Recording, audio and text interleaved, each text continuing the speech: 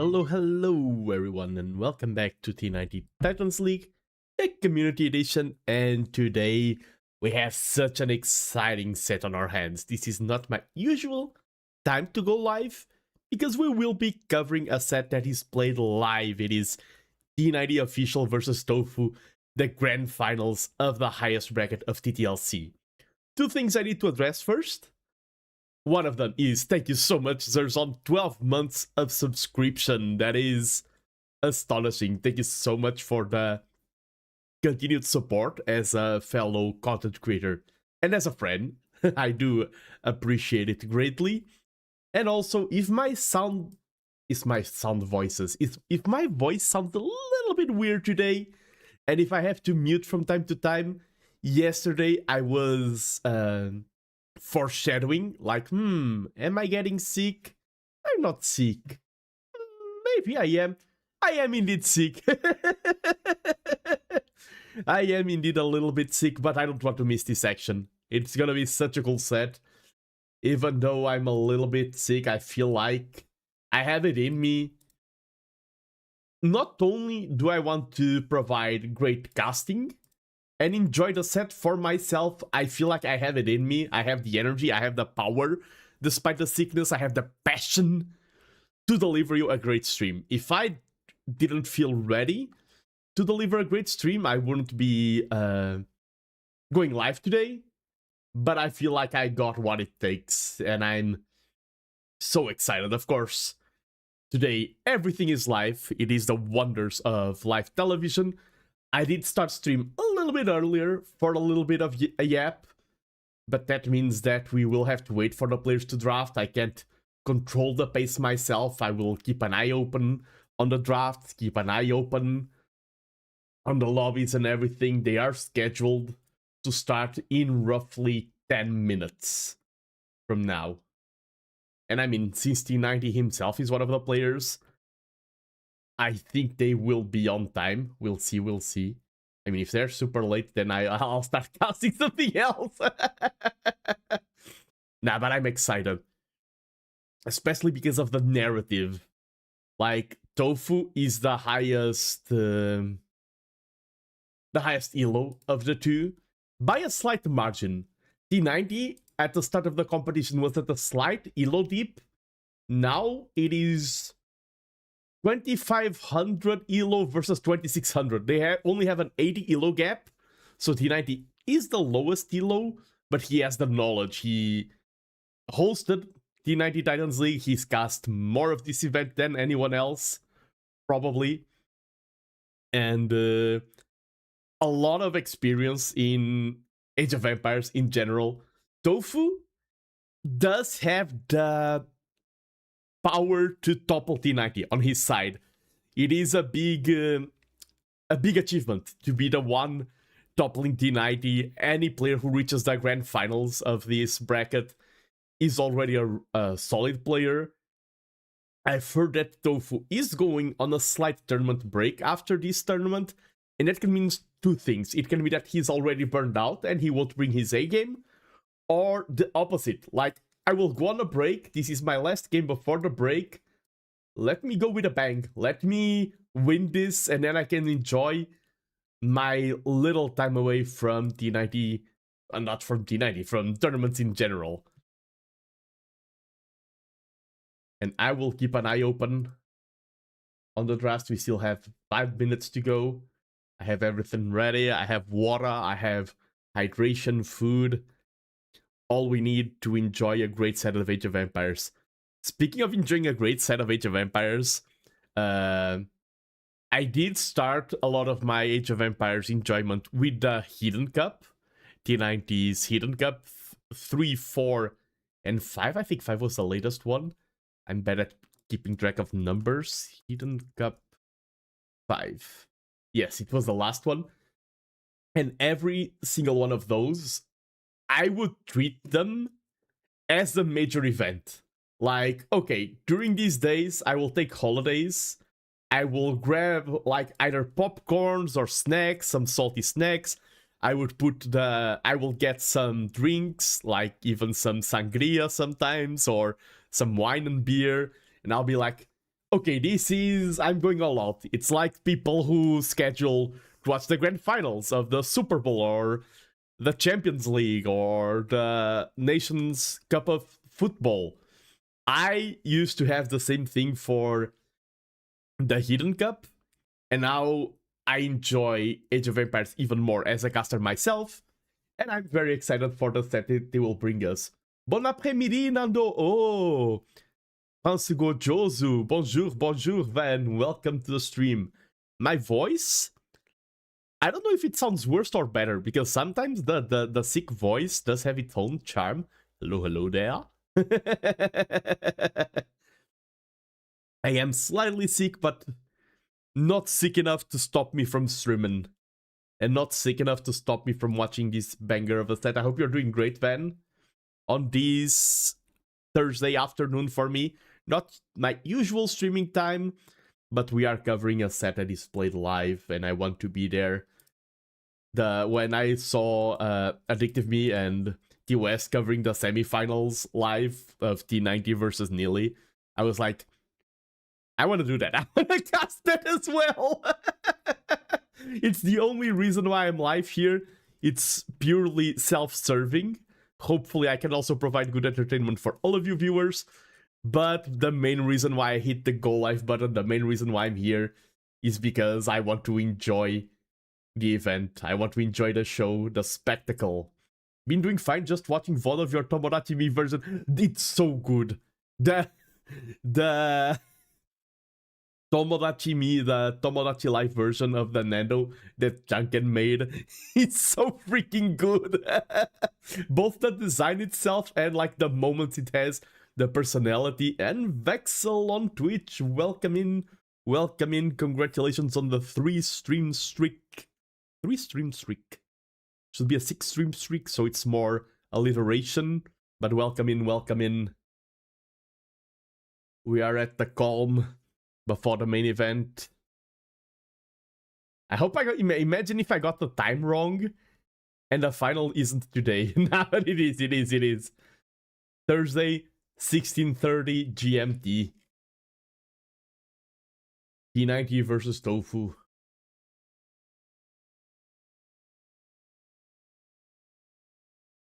I swear he captures your essence on me version. Truly a fan. True. He often calls me a fake fan. I think what this proves is that I agree. I am a fake fan of Junken because Junken is too much of a fan of me. It only works. Like, we can't be mutual fans of each other. One has to be the star, the other has to be a fan. And I think clearly Junken is my fan. I think this proves that. Hello there, Coffee Pixel. Hello there. Welcome in, welcome in. Hope you enjoy the stream, hope you enjoy the cast.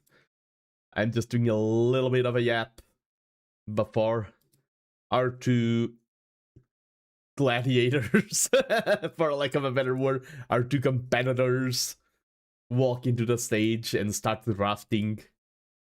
We stalking T90? We stalking T90. Yes, Mod, welcome in, welcome in.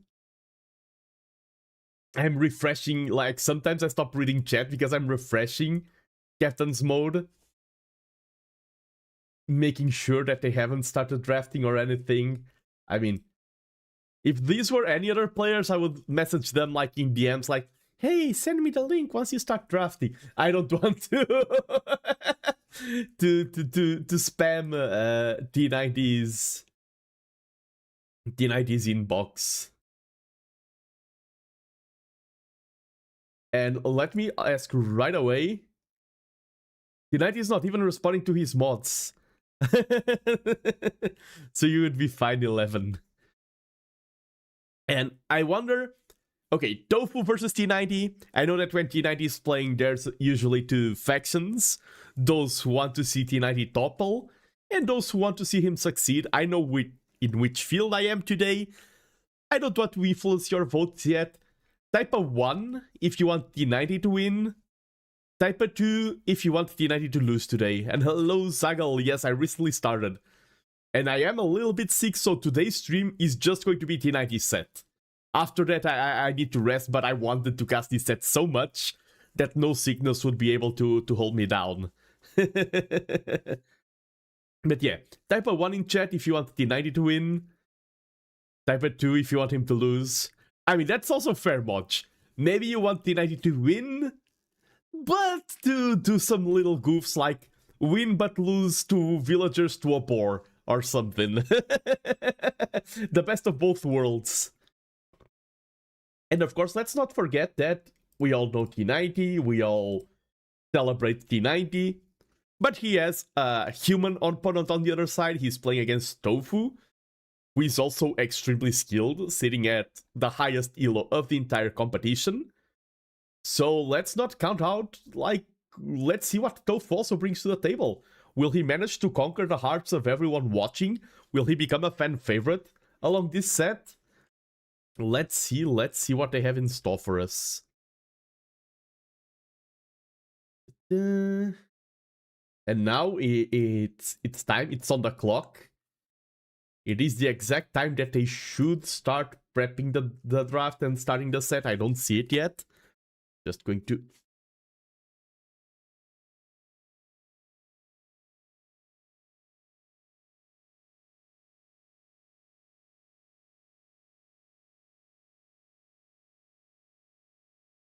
Okay. And if anyone has any info about the set, I mean, there's no spoilers today. So if anyone knows any info, feel free to share it. Like, oh, they started drafting, you're just the one not seeing it. Like today, there's no such thing as a spoiler. They are playing live. Oh, the headpad Nando. I need to fix those commands. They're slightly broken. I should have removed them before the set, but I can do them manually. It's this. I'm indifferent to whether T90 wins or loss, as long as it's fair. True. Yeah, I just want a good set. I just want them to play 5 matches, and hello, Izari123. I just want them to go to map number 5, and for all of us to be at the edge of our seats. Will we go for the classic? Like, every single set that I've seen lately have been having the first match being 1 hour and 10 minutes long or something like that. I wonder if we are going to go for a long first match. If they're going to break that trend.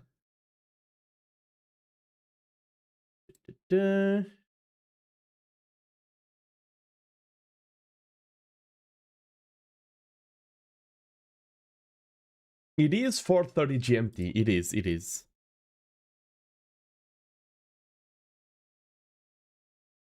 Man, I'm nervous as well. When, of course, there's no huge prize pool on the line. They aren't sitting at the Royal Albert Hall. But this does matter as well, and I'm nervous for both players, honestly. And they are starting the draft. Oh, let's go. Let me hop into this screen. They are right on time. True professionals. Thofou versus T90.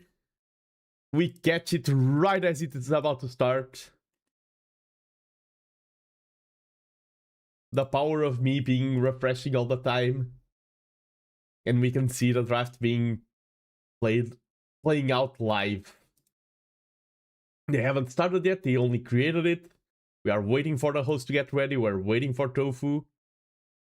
Wait, did they leave the draft?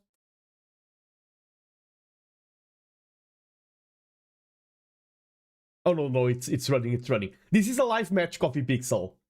Thanks for casting this, no worries, and thank you for dropping by. Thanks for everyone who is here, I'm extremely excited. We are live, and first ban is Seychelles.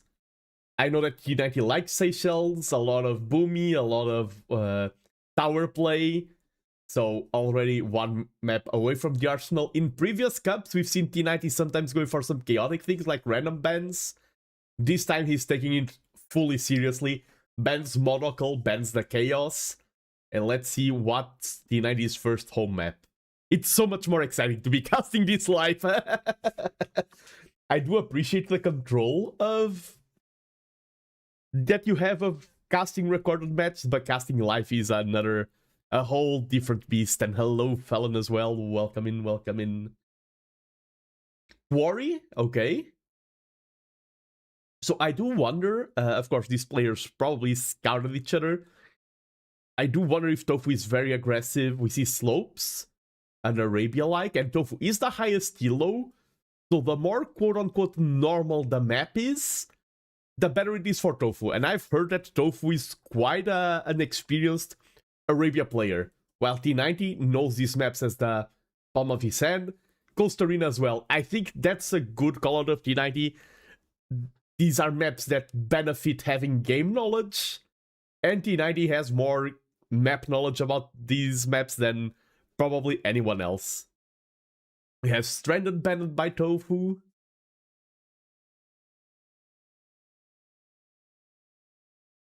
AOE2 Insight said I'm a very experienced Arabia player too, and hello, DumbCube. Hello. Yeah, but Thofou, I'm not talking about AOE2 Insights, I'm talking about rumors that I've heard from other casters. We have Mudflow now being banned. I mean, I've never seen Mudflow in this tournament yet. T90 banning Tulu. doesn't want any regicide weird shenanigans, probably feels the pain from all of those regicide community games. But we start with Bypass. And Bypass, I think T90 will be happy to see Bypass there, because, I mean, he even made a video about his own Bypass masterpiece versus Neely. So I do wonder. And map number 1 in a best of 5, like a best of 9, as we saw in Red Bull Wololo, there is a lot of time for you to mentalize. There's a lot of time for you to do a comeback. A best of 5 sounds long, but it's extremely fast. And the first map, not only you win the neutral map, and then you only have to win your home maps, it also sets the pace for the set, and you don't have a lot of time to change that pace. So I feel like this Bypass game is going to be key. And another thing that's going to be key is how they sieve draft. They're probably taking a minute. They haven't started the sieve draft yet. They're probably checking their notes. Sometimes when we see games at this elo, they are defined by the sieve draft. We clearly see we reach the middle of a set. Both drafts look fine at first, but then suddenly it's like, oh no, this player only has a good sieve for this map, and it's completely countered by the sieves of the other.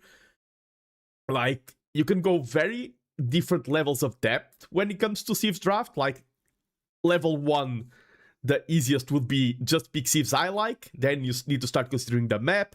Then you need to also start considering your opponent's own sieves. You need to start considering so much.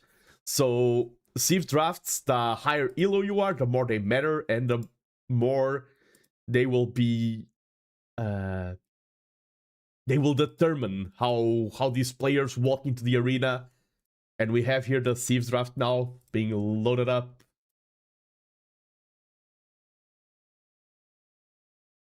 Thofou is first to ban. He's the home player bans the Portuguese.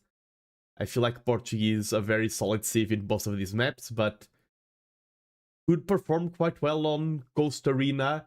I've seen Coast Arena Portuguese organ gun into Monk. Tupi is banned. T90 doesn't want any Tupi shenanigans. And hello, Kratos, we're doing great. We are watching the draft being done live right now. Bengali's banned, Vikings banned on the other side. So Thofou is banning a lot of thieves that are good on hybrid maps, but Coast Arena is the only hybrid map. And yes, this is live, 100% live. I'm live, the players are live, the viewers are live. Everyone is live here. Italians, Malay. Is Thofou banning too many water sieves? I mean, Wei are no longer a water sieve. They are probably one of the most solid sieves nowadays, and I feel like they would perform greatly in slopes. Felon is not live. Yeah, Felon is pre-recorded. All his messages, he anticipated the pacing of the stream, and everything is just pre-recorded. Chinese banned. There's no stranded, but Chinese are just good overall. Japanese banned out of Thofou. Another sieve that's good in water maps. But I mean, also has great infantry. Not a lot of there's no clear infantry map in the draft. We don't have Monocle. We don't have African River. Valley sometimes is played with infantry, but more scout play. Spanish banned by T90. Doesn't want to deal with any fast castle shenanigans. I will have to mute from time to time today because of me being a little bit sick, but I hope I can still provide a great experience. I want to see this set.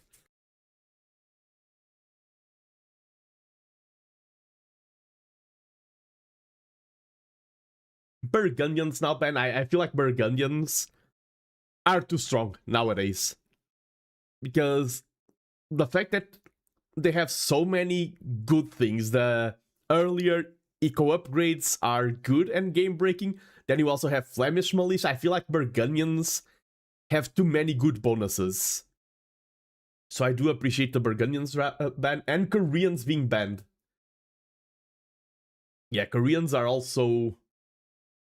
In Empire Wars, they are clearly dominant. If Seychelles was here, Koreans would dominate. And Thofou starts with the Kitans. I've seen Kitans be a little bit underwhelming so far in the tournament. They are an extremely strong Civ, don't get me wrong. But the matches I've cast of Kitans, they were slightly underperforming. Bohemians for T90. Oh yeah, Mongols are open. Mongols would dominate if Valley was in the draft. It isn't. But they are still a good Civ. We have Bohemians. Maybe for some bypass shenanigans. Could be also for Quarry and Coast Arena. And Persians. Ooh, Persians are a great pick. Persians for Coast Arena, I think. And Bohemians, maybe for Quarry. We have the Wu. With the John Swordsman and the Fire Archers. And hello, Patography. Welcome, welcome in. Welcome into the grand finals. We are watching the draft being done live. And Kamai. Kamai are... they can play any map, and they are good at any map, in my opinion. I think on Costa Arena maybe a bit underwhelming, just because they are better in all other maps. I think the Kamai could be for Reverse Acropolis, could be for Quarry as well, could be for Bypass, some Ballista Elephant cutting trees masterpiece. Yes, yes, yes. Could be some Kamai Bypass cheese. We have the Georgians. If I have the Georgians on my draft, I would pick them for a very open map. Maybe for Reverse Acropolis, because the fortified churches will help a lot keep your economy safe throughout the open map. Could be for slopes as well, but I really like the Georgians on Reverse Acropolis. Could be for Quarry. Let's see, we have Dravidians now. Dravidians, Costa Arena, maybe? I mean, we have Persians for Costa Arena. Dravidians are just solid. Could be for either slopes or Reverse Acropolis. Maybe for Reverse Acropolis, you go Dravidians to get the early siege pressure. And we have Mapuche! Oh, one of the new civs, let's go! And the Turks. It's rare to see the new civs being played. Donjon drop on Costa Arena. Will we have the Sicilians being picked? I wonder if any of them will pick the Sicilians. I think Dravidians for Reverse Acropolis makes sense. Ooh, Vietnamese are... Okay, T90 is learning the strategies from his uncle. Clearly, that's why he picked the Vietnamese. He's been studying the art of the low elo. And he's like, Unc, I need your assistance. I want to win this grand final. You will have to play one of the maps for me. I will give you Vietnamese. You're going to play against this guy named Thofou. You got this, uncle. And the Poles. Ooh. I feel like Poles are often underwhelming. If they start playing well, they dominate. Maybe Poles for Quarry. Britons! My favorite civ. And the pattern with Britons is that they have been drafted a lot in high elo, but never played. I want to see the Britons being played. I've seen them be drafted before, but never played. And yeah, Poles for Quarry. Okay, let's go map by map. Let's go map number 1. It's gonna be Bypass. I would say Bohemians versus Kamai. Kamai or Khmer. I like to go for the Kamai pronunciation. And yes, Mongols were neither picked nor banned. I feel like in slopes or Reverse Acropolis, Mongols would perform great. Even without the super Like, it's not a map that has millions of hunt. But I would like to see Mongols. I'm surprised that Mongols made it through the draft. Maybe they are so used to Mongols being banned that they didn't even stop to think about the fact that they were open.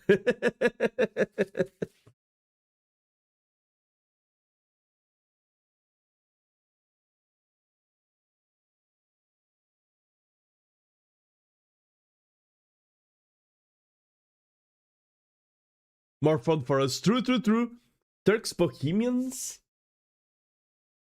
Maybe. I think maybe.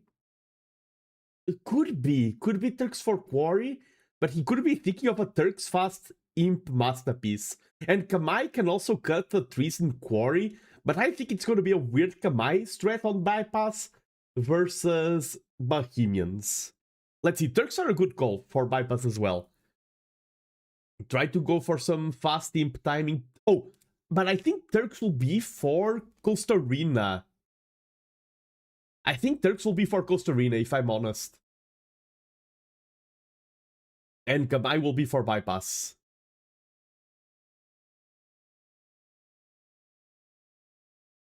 Kamai versus Bohemians will be really... Yeah, and I think that's what we're going to have. Let's see if I'm a professional caster or not. Now my honor is on the line as a caster. If I don't get the draft right. Oh, and there's another set going at the same time. I see Grand Bigot and Nadia Nova are drafting as well. But that's not the set I want to cast.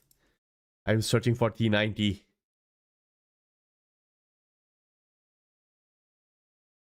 T90 versus Thofou. They are in lobby, they are picking things, and we have T90 hailing from America. And Thofou, I think he's from Belgium, let me confirm. Yes, Belgium. America versus Belgium, T90 versus Thofou. They are already creating the lobby, checking the settings, prepping everything.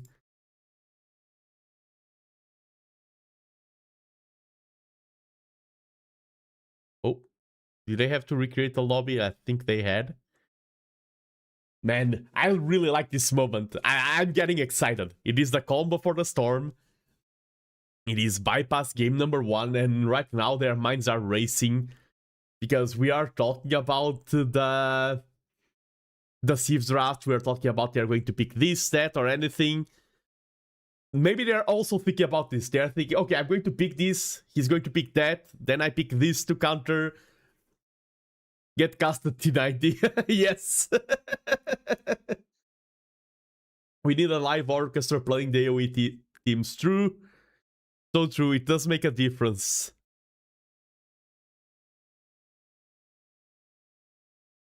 And yes, Dark Artist. Hello. Welcome in. And I do have the power of saying getting windrop of Antitilio go go go. The sound at the end is harder today because of my slight illness. But it is okay.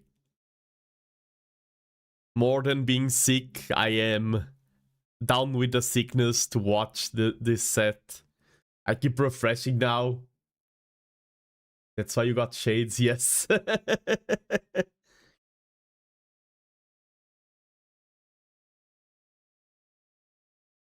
Okay, they're still in lobby.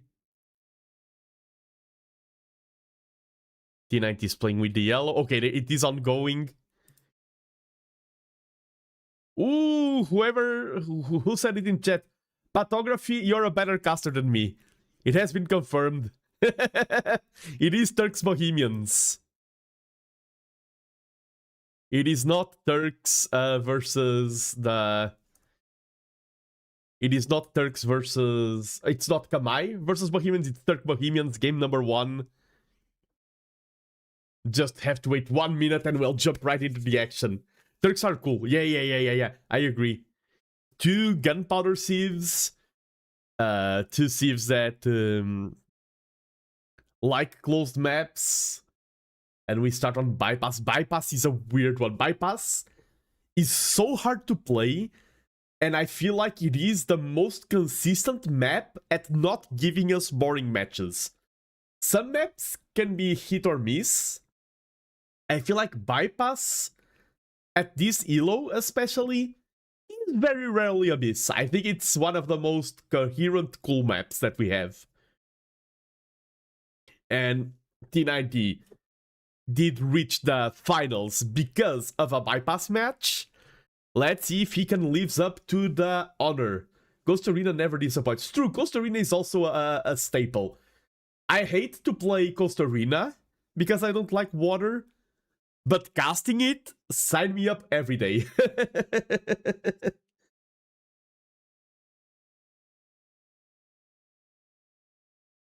Gunpowder Sieve should have our petard bonus. That would be interesting. Have some saboteurs or something. We do have the exploding camels, the flaming camels in some sieves. Okay, let me load up their elos. Okay, their elos are loaded up. Let me just load up their nationalities. We have Belgium versus... It is a fun map to watch and cast, and we are live now. Let me fast forward and hop on to Capture Age. Hello, hello, everyone, and welcome to the grand finals of T90 Titans League Community Edition. These are the finals of the highest bracket of them all. Whoever wins this can call himself the supreme champion of T90 Titans League Community Edition. And on the north side of the bypass, in the blue color, we have Thofou, who is leading the Turks. He's the challenger. He is the one on the rise, the one with the highest elo, and he wants to take the title from our reigning champion, who sits on the other side of the map, in the yellow color, and he's leading the Bohemians to war. It is T90Official himself, the host of this event, the man who organized and said that T90 Titans League is one of the greatest prides of his career, one of the greatest achievements. When you hear T90 speak about T90 Titans League, you can easily feel that it's one of his biggest passions in the AoE2 scene. And now he has the opportunity to win the Community Edition. He has the opportunity to crown himself as champion. And today, I will be cheering for T90. I made a promise to T90 himself, because we yapped a little bit in the draft reveal stream, and I did say I wanted to win the tournament this time around. I won't go with any narrative like T90 is the Titan, he's the ruler. No, no, no.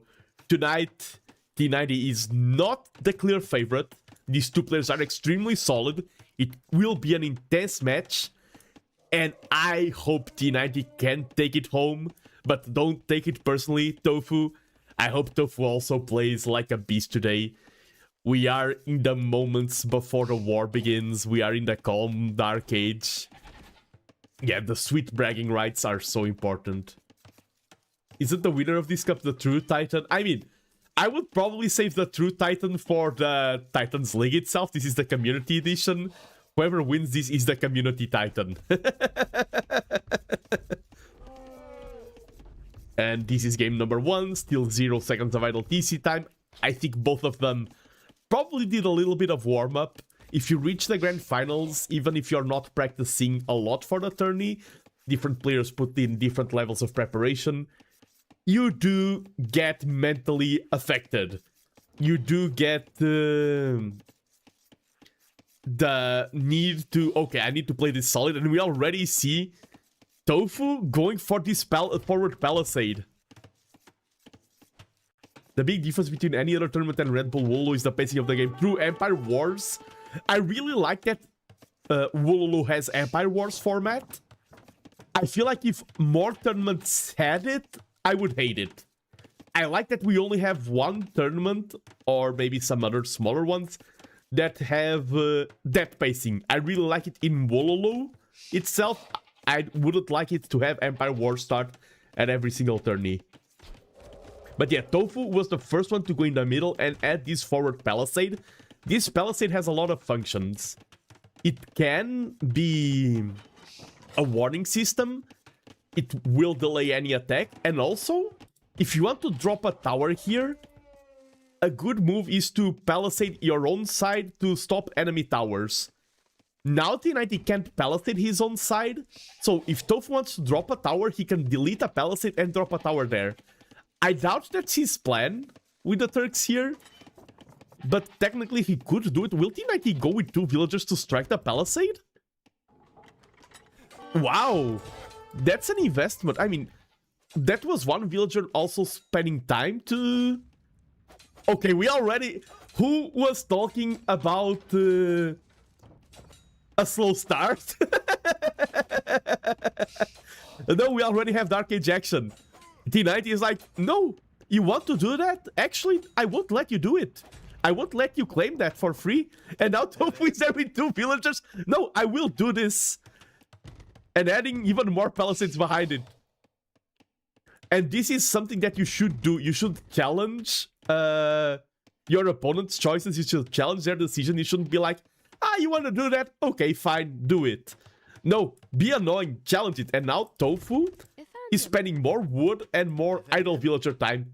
So even though T90 had 2 villagers idle for a little bit, I would say that slight provocation, that slight movement of taking down 1 palisade has paid off, in my opinion. That was a good move. Sometimes good moves don't have to be flashy, and that's T90's style. I've cast T90 quite a bit in the past. Thofou, I cast 1 set of him. T90, I've cast a lot. And his style is snowballing a lot of small advantages, playing super clean, super tight, and just snowballing, snowballing, snowballing, and then reach the victory. That's usually what I see T90 doing. And both of them are going up to Feudal Age at the same time. Already with 24 villagers, that is a setup for a fast castle. And we do see Thofou moving on the stone. So probably not a fast imp, more a fast castle into Janissaries or Janissaries. And Bohemians can go fast castle into food trucks. I wonder what is the play here. Probably fast castle on both sides. But then what's the follow-up? Remember that another option is also fast castle into booming. And then your win condition is no longer to push, it is to outboom and defend. That is also a possibility here. At this elo, players know how to defend well, and sometimes being the attacker can lead to bad engagements and lead to disadvantages.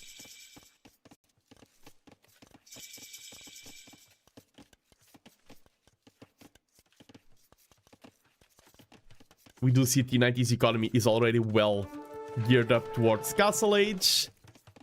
Thofou already adding the 2 villagers, the 2 buildings as well. Probably will sell a little bit of stone. 9 seconds idle TC. True, but that is a quote-unquote mistake, but 9 seconds is not that significant. And yes, that was where the delay was. And look at the... if there was a delay there... For Castle Age, there's basically no delay at all. Both are playing this exactly the same. Thofou does have 1 villager on stone, now 2. And Turks mine gold faster, right?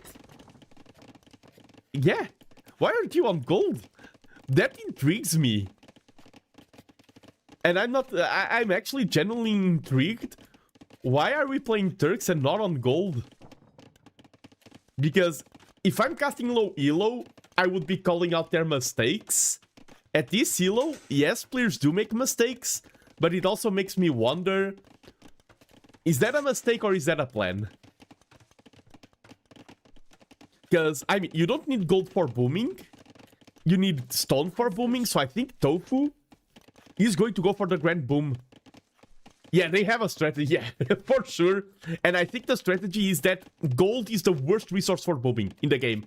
You don't need gold for eco upgrades, you don't need gold for TCs, you don't need gold for villagers, you need stone for TCs, you need wood for farms, you need food for villagers. I think he's lining up to go for the ultimate boom. Not a fast castle, just booming. And that's why he didn't move to gold. T90 on the other side looks way more standard. 5 on gold? I wonder if this will be a fast impish kind of thing. What a boomer. Just...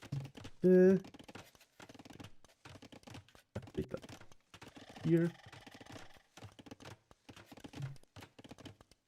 Okay, and yeah, we do see 2 DCs dropped right away. One of them is on the gold. T90 only goes for 1. So I think T90 is going to be a little bit more aggressive here. And he has to be more aggressive because Thofou is being greedier. If you are greedy, your opponent has the objective to punish you. And we already see the siege workshop here on the field.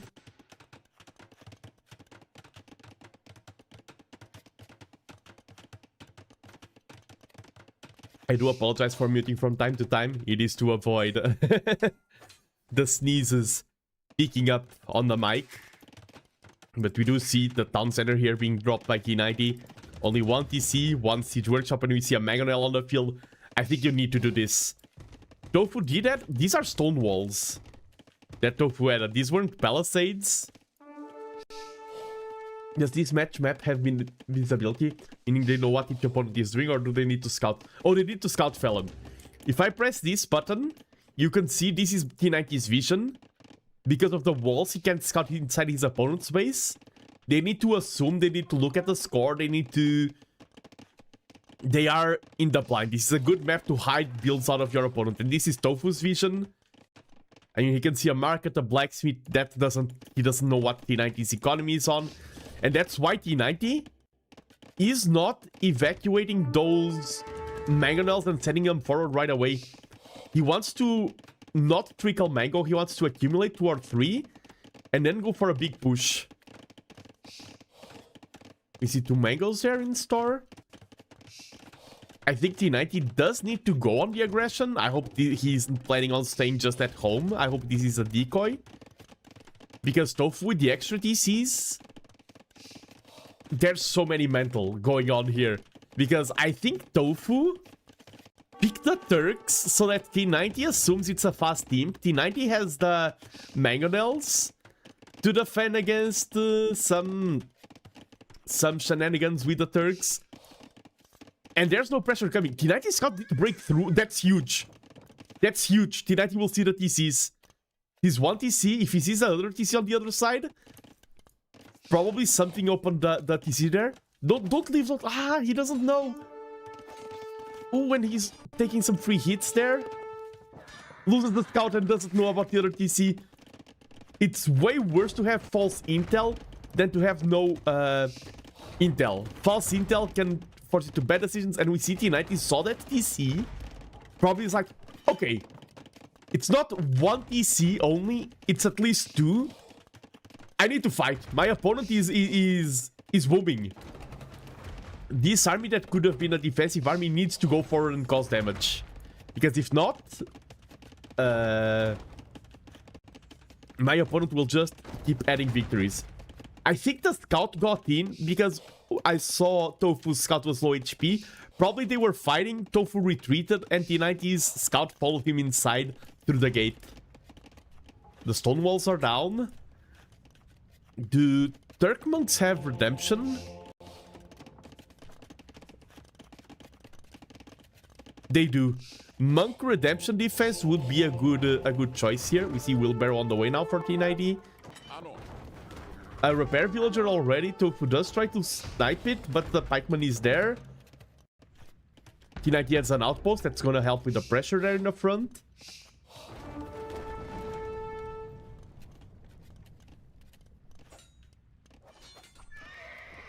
Slams down the front gate, and now the mangoes are going in.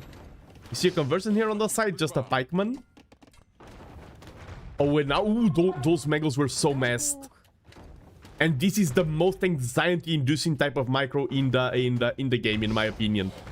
Bombard cannon micro is also very anxiety-inducing, but mango versus mango, it's so easy to snowball it into a victory or into a defeat. And the timings and everything, it feels so bad when you lose a mango versus mango micro war. You do see 1 mango going forward. Ooh, 1-0 for Thofou. Thofou does have the defender advantage and adding 1 more TC behind. So 4 versus 3, Thofou still has the TC lead. Takes down the repair villager who was trying to outpost. T90 has another mango. Needs to be careful. Man.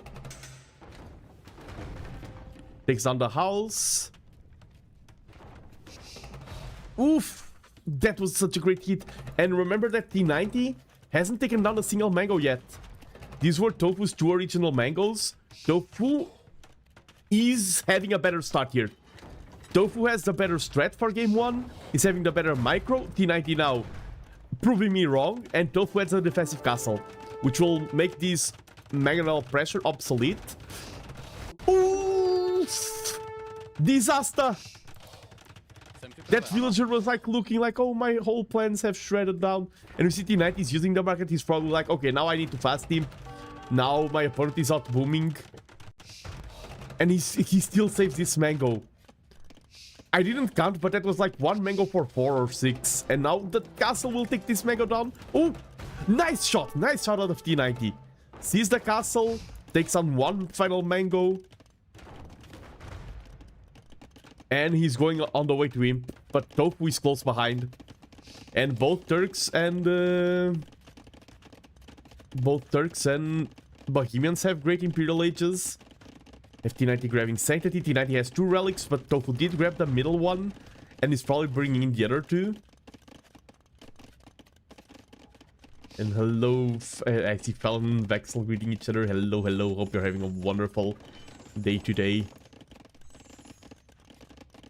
It's going to be 5 seconds difference to him. T90 doesn't have a castle. Probably going to go for some bombard cannon. With the Bohemians, he can get chemistry in Castle Age.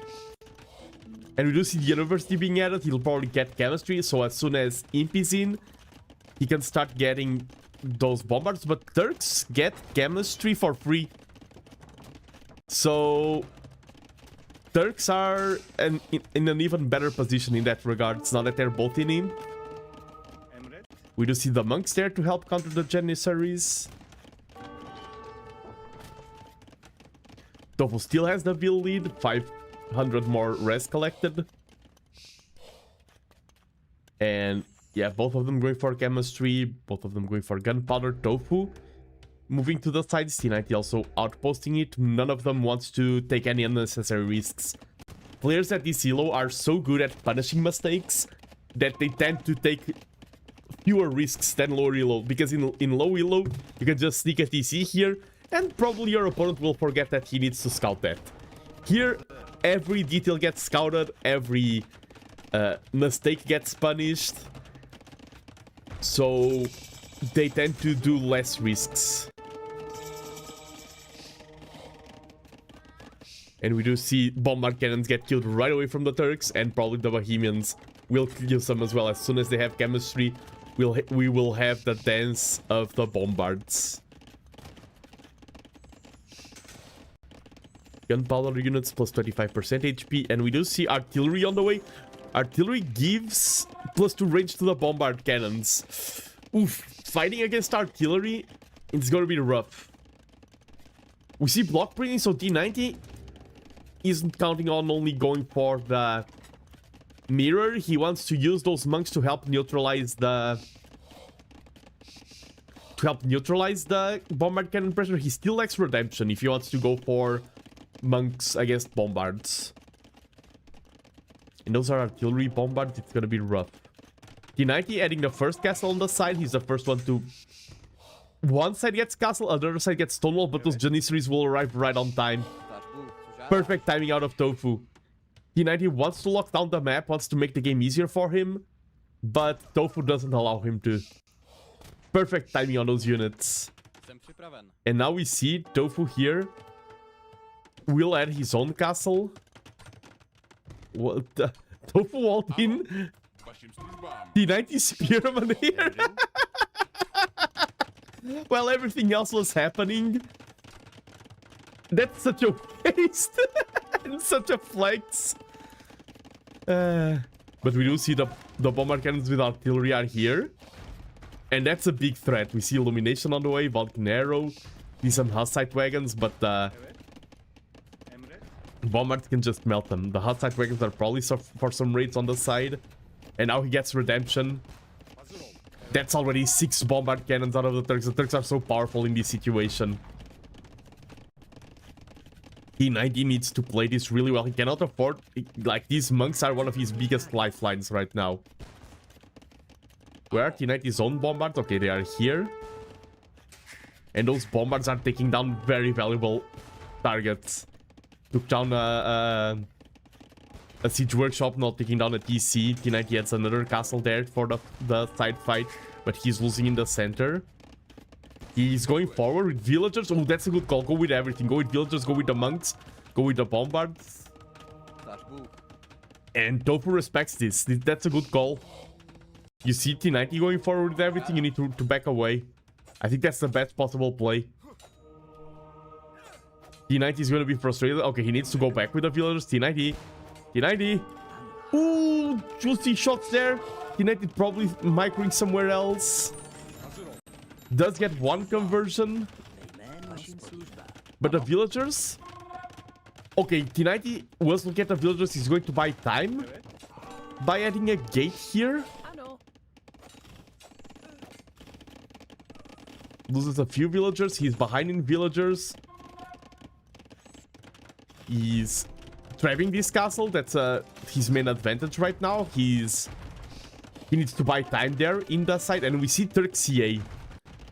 We see Ballistics, Bloodlines, Bracer. They also have the Sipahi unique tech. So they have quite good CA. I often forget that that's a valid option with the Turks. And we see Hufnisse out of T90. He's like, I need something to help deal with that. And Hufnisse, one of the most expensive techs in the entire game. It is a dangerous one, and it is some that we rarely see. Damn, I'm surprised to see. Like T90 is like, I need something. I need something. I need to take a risk. It takes such a long time. He needs time. And he needs to see if he can get Hufnisse up on the field and try to get some good engagements. He's winning the side castle. That's a neat advantage for T90.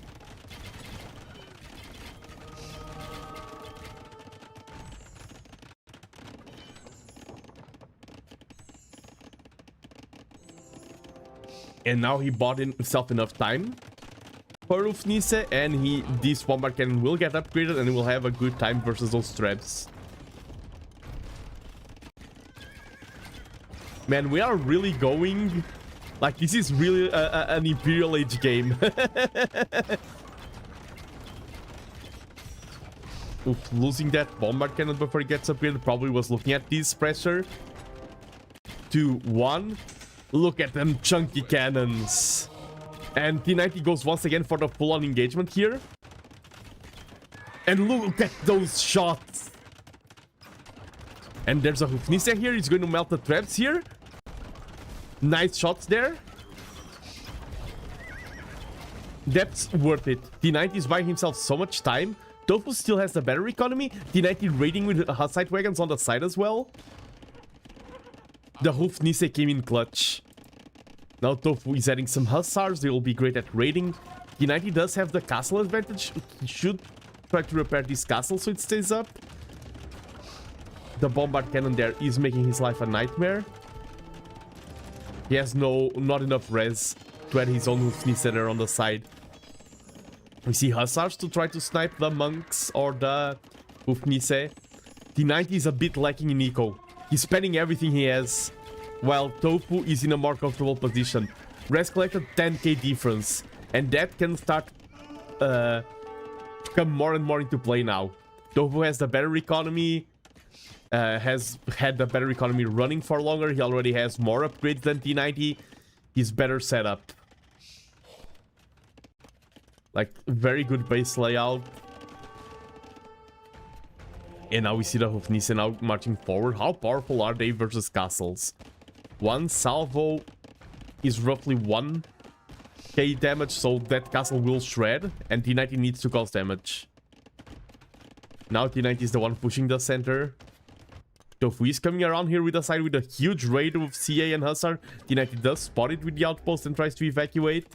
We see the castle goes down, and now he's melting the siege workshops. The Thofou is winning the side raids, T90 is winning the center fight. Can eject those relics out of Thofou.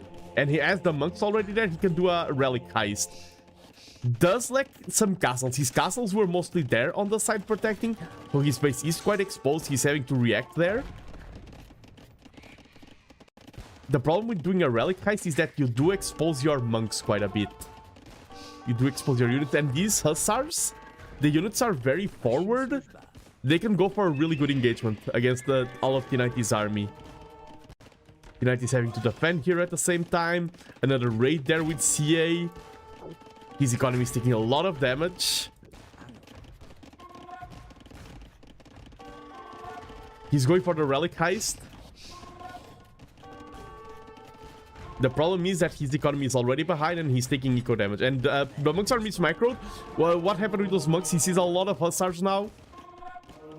I think he clicked the house by mistake. You need to take down the hussars. Ooh, T90 was probably defending and calls the GG. GG. Oof. T90 is in a rough spot. Look at their speed there. Yesterday I was casting faster players. The thing about these players is not the speed. Because how did Thofou win this game? Yes, the Mangonel Micro did play quite a role there. I think it was a strategy. I think the main reason why Thofou won this was the 3 TCs that T90 was not expecting. That's the thing about maps like Bypass that are slightly closed. Sometimes you can go for a build order that's a rock, paper, scissors. It doesn't define the game, but it can set a little bit of an advantage. And I think T90 was not expecting the TC boom there. I think Thofou played the map really well. And now T90 will have a tough time. Already starting behind on a set versus such a strong player. Yes, posture check is a good call. And let's see, T90 can probably choose between Quarry and Costa Arena now. We did have the Bohemians first pick losing versus the Turks. Let me make sure everything is set up correctly here. And now we are going to wait for them to draft the second match. Oh, let me just update that as well. That's good. That chat.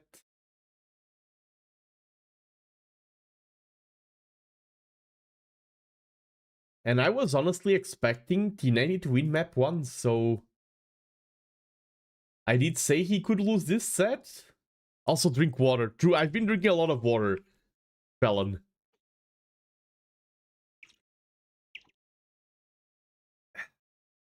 It is important. Every day it is important. But especially when you're slightly ill.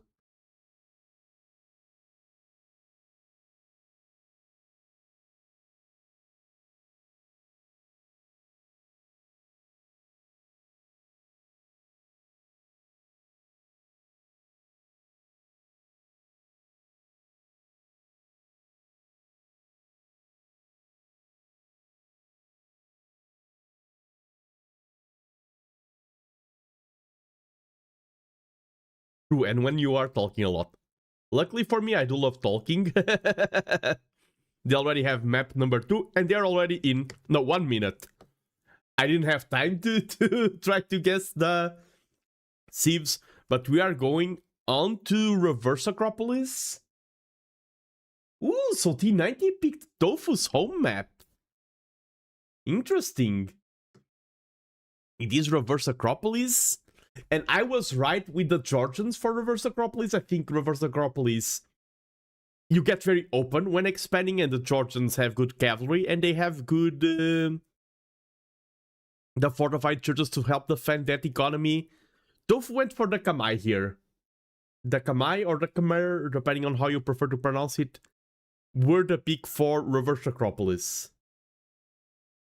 And I hope T90 has a solid plan here, because on the best of 5 being down 2-0, it is rough. You are setting yourself up to a great comeback, and that would be a legendary story. But we need... I hope T90 wins this second one.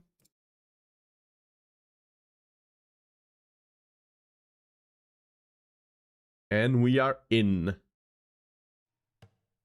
Welcome in, everyone. Welcome in. This is T90 Titans League Community Edition, the grand finals on the Obsidian Bracket. And we are now in Reverse Acropolis, where the players sit in these valleys with a lot of exposed economy. In the left side of the map, we have Thofou commanding the Kamai. And in the right side, we have T90 leading the Georgians. This map is extremely open. When you expand, you are very vulnerable. Both civs are good at that. The Kamai, you can just add farms everywhere and don't need to think about meals.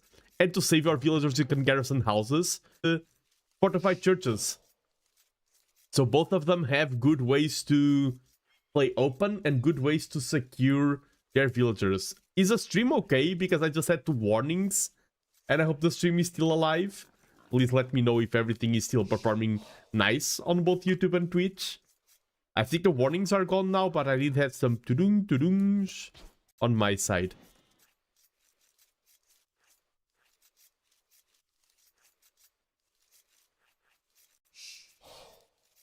No problems. Nice. Thank you, Patography. I would love to see someone, just for the fun of it, either Thofou or T90, one of them lose a villager to a boar in this grand final. It would be quite iconic, and we do see Georgians with the mill carts. Have they been rebalanced yet? I think that patch isn't out yet, right? Because I know that the mill cart pathing is going to improve. But I don't think that patch has been released yet. I see stream good. Thank you, Kratos. Thank you.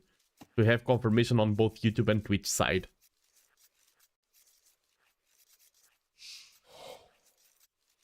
And yeah, Kamai versus Georgians, I'm expecting both of them to open scout. With a map this open, I'm expecting a lot of scout play. The Georgians will then try to expand the eco and go for some Manaspa. The Kamai are more of a versatile civilization, while the Georgians have that core unit. Yes, if you can have 50 ballista elephants, they are strong. But transitioning to that and reaching that point is not near impossible. I think with the Kamai is more variable, more reliable to just go for a really strong imp, have all of those farms providing you superb eco, and then use that eco to flood the map with hussas. Overwhelm your opponent. When they fight in Feudal Age, the Georgian scouts will eventually get regeneration. So it is important that Thofou finishes T90's units off. And Thofou is the first one to expand to the side to a more juicy wood line. And those expansions are hard to scout. They often go unpunished. And I've seen in high elo a lot of players moving quite early to that side wood line. The more efficient lumber camp.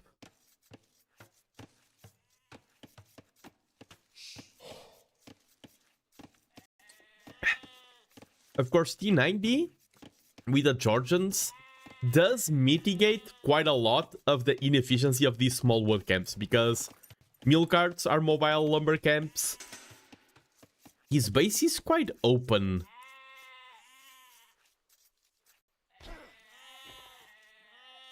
Just got a message in the caster chat. There is actually one person who is interested in watch the stand final live at 4 AM. I mean, 4 AM... I mean, if it's 4 AM on that person's time zone, damn. Because 4 AM somewhere will be a good time somewhere else.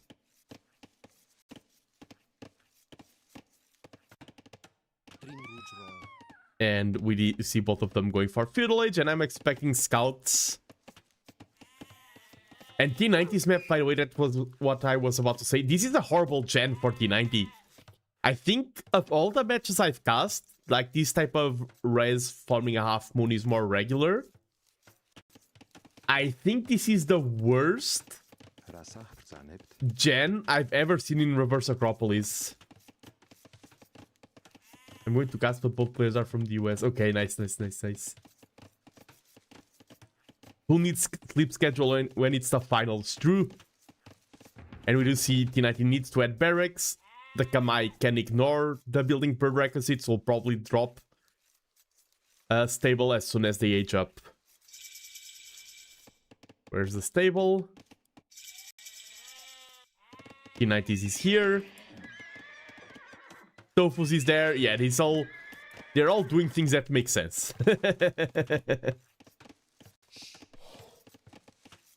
Double Beatex and Horse Collar. T90 doesn't have Horse Collar yet. I hope he adds it soon. Because Horse Collar can be delayed, but usually if you're playing Scout, you want Horse Collar early. If you're playing Archers, you can delay it quite a bit. I feel like for Scouts, you often get quite an early Horse Collar. I think Thofou, of course, and he's playing with a Kamai who already have great farms, he's doing a more meta choice.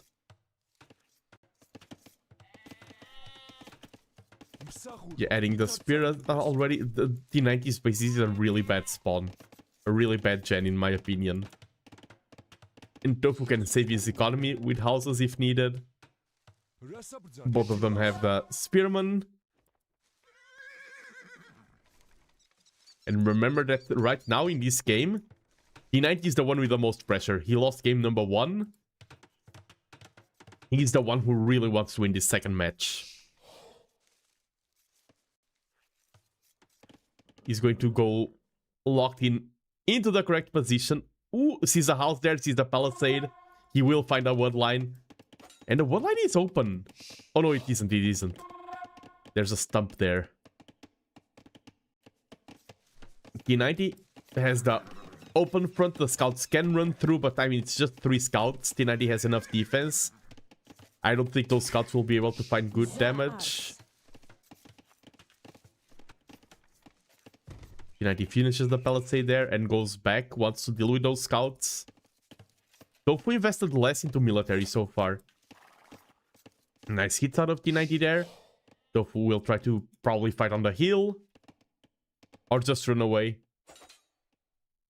And remember, T90 is the one who regenerates. So he wants to take those early engagements. Wants to lose HP so that that bonus starts paying out. And you see, Thofou does transition into some archers. Will help clear the spears here. T90 has 3 spears. He will become useless with those archers on the field. And T90 will see the archery range and see the flag. That's a good thing about keeping your army active. You need to get that info. T90 knowing that there's an archery range there is so valuable. Tries to go in for those villagers. But Thofou with the quick reactions. And now, nice reaction out of T90 to back away there. Doesn't want to be locked into a bad fight.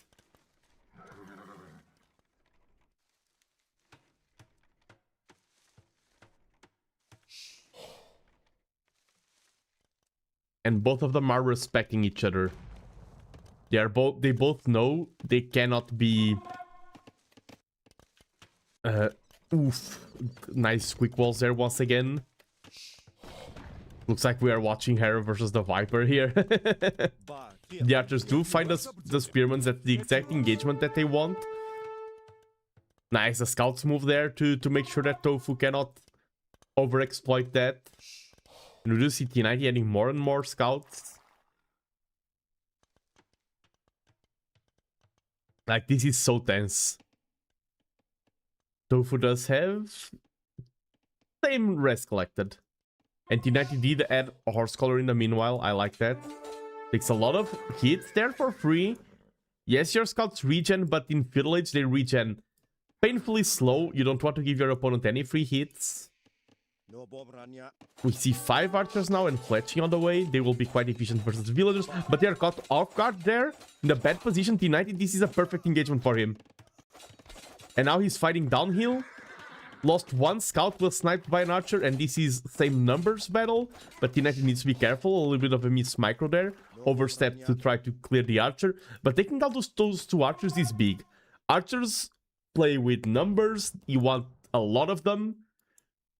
T90 taking out those 2 archers means that the numbers will not start snowballing, and means that those spearmen can still keep threatening the scouts. T90 will snipe the final archer.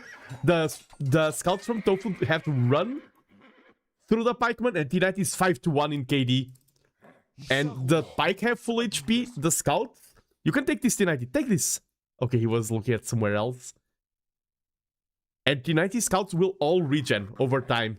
Right now it's very little. Good call. Good call. You regen for free. Save the weak scout. That scout is just now value being added. Thofou, though, is closer to click up to Castle Age, but T90 with more farms and more food eco will be maybe faster. They will be both of them very close.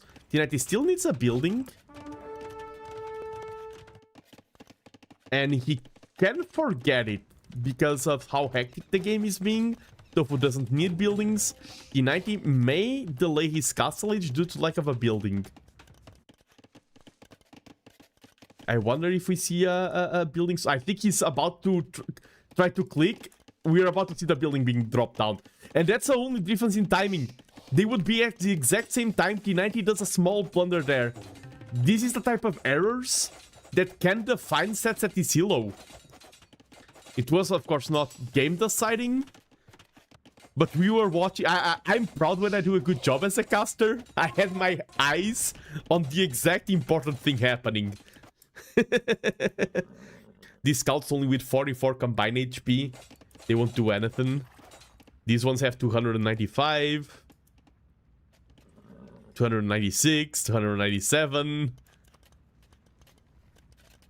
They just gain 1 HP every 30 seconds in this age. Those are a lot of archers. They are scary. If they get upgraded to crossbow, they will be way scarier.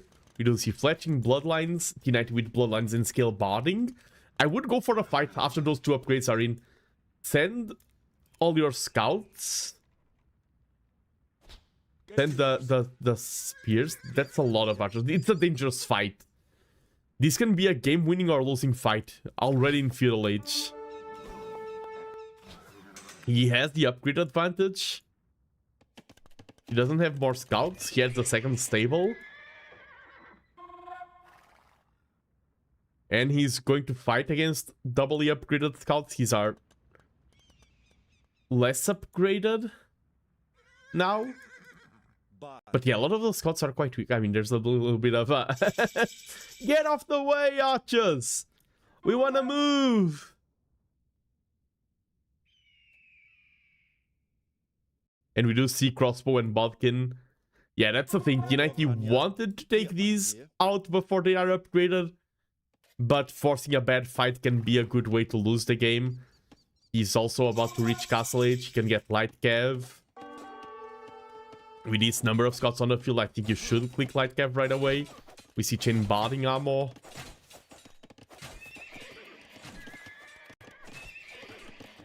Goes for some defensive buildings, try to buy some time. Oh, don't send your scouts isolated.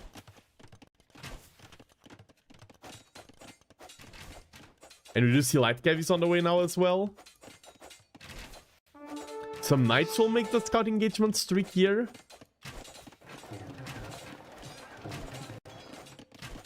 These defensive walls do buy T90 some time, and he can go... He could delete some buildings there. Fortified church there completes the defense. We do see some monks that will help with those knights, and the knights do pass through the skirms. And will T90 come into a fight now? He does have Light Cav. The crossbows are out of position. And there's more Light Cav on the way. This is a great fight for T90, I think.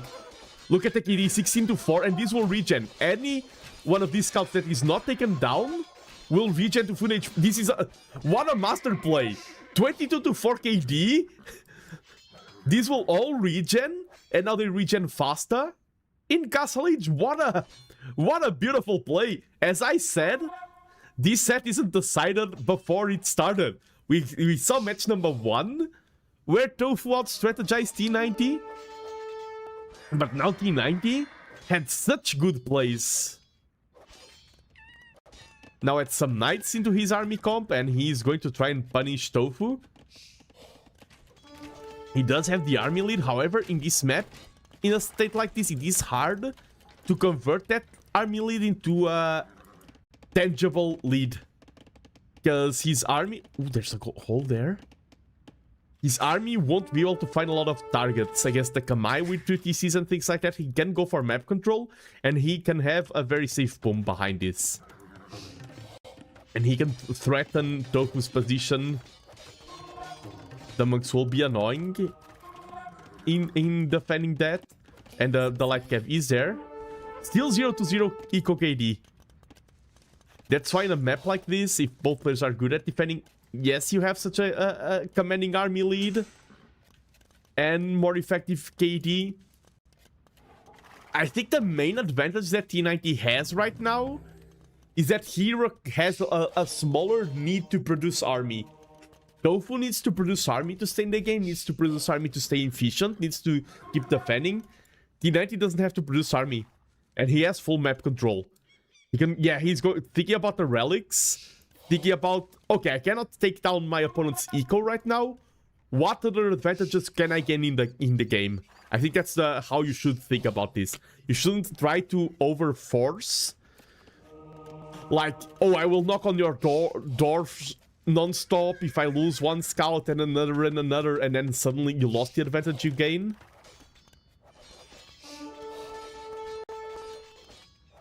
Another knight goes on for free. And T90 catches up with the economy. Eco upgrade. He's in the lead. He has Bowsaw. And hello, Zazon. Welcome again.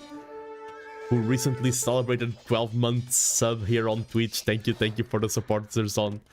And now these crossbows are slightly out of position. Will the light cap find a good engagement? Needs to be careful with the monks. Yeah, respect the monks. They are good at swinging games around. And we do see T90 going for the relics. That's a huge advantage that he can get towards the middle-late game.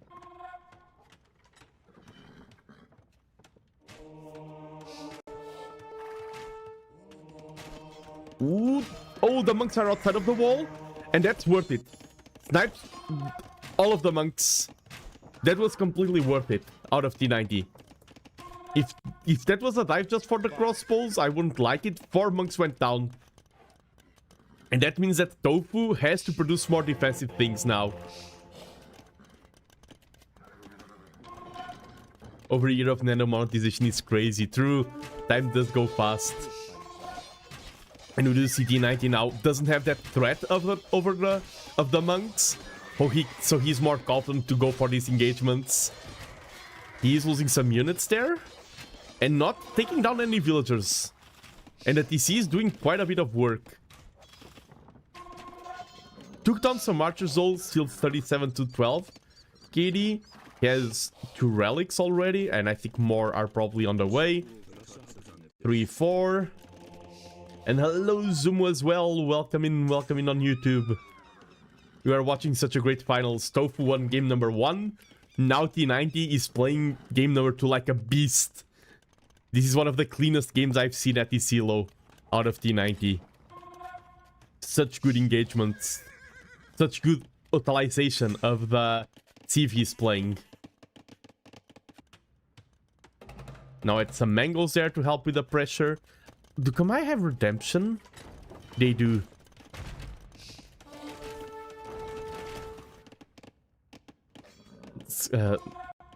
That's the first villager going down of the game. At 31 minutes mark, we just had the first villager go down. Which is absurd. The level that both of them are bringing here. T90 does have complete map control. He didn't... Oh, he didn't scout that relic. He has 4 relics, could grab the 5th one, but doesn't it. He's going for some annoying raids, and Thofou isn't reacting. T90 went for both at the same time. Thofou did react now, but second villager goes down. We've doubled the villager KD and T90 at the same time breaking through the middle, and that's the point, I think, where T90's military advantage starts getting enough to pressure. And Thofou is on the way to imp.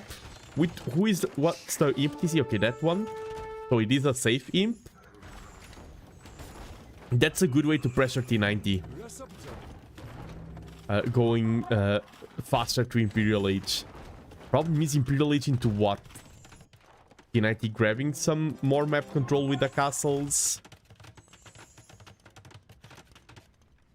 Because Thofou needs a lot of numbers to fight this. Can go for some Kamai arbs.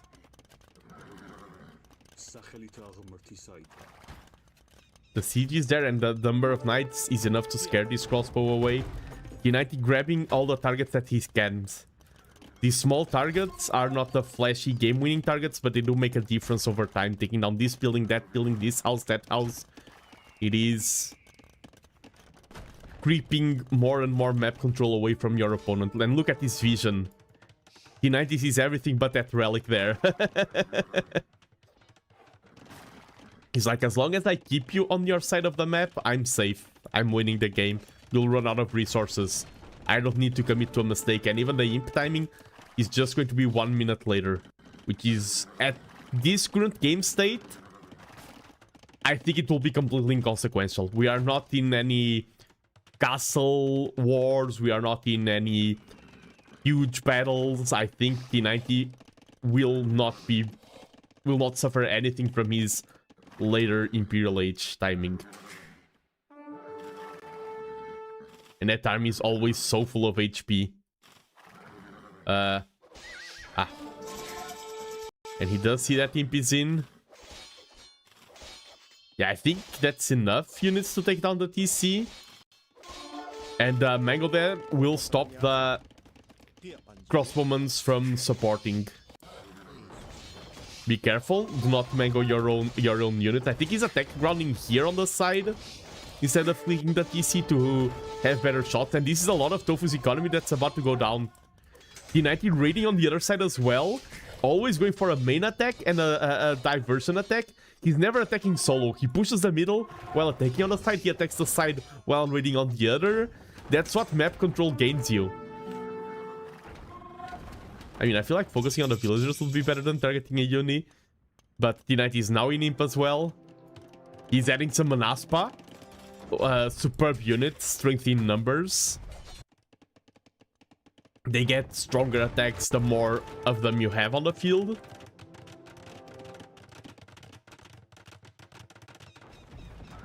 Taking down the vision. Denying Thofou that valuable information. Look at what T90 can see. He can even see the castle being placed. That's the power of intel he has. Getting conscription and starting his own trap production. And Thofou doesn't have anything to punish the castles. And T90 even adding... I love this castle here. Protecting the goal, helping defend your economy. Your main loose condition right now is a lot of raids. And castles can help you defend it. These mangoes are a bit out of position. But they're also kind of obsolete. From the moment that arbs are in, the mangoes are a lot weaker. And I think T90 was like, okay, let me grab as much value as I can with them. And then they're just gone. I think he knows he cannot rely on them anymore. Producing some traps, not trickling them.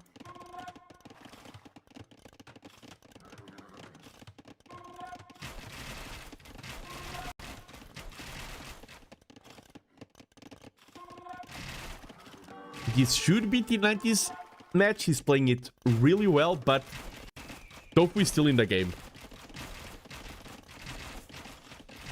T90 has the easier game right now, but it is not completely won.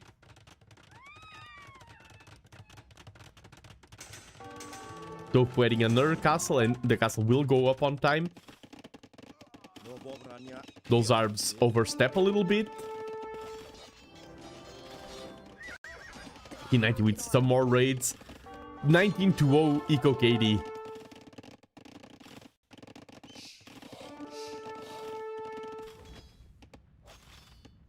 (21-0). Like, T90's defense this game, his base is extremely exposed.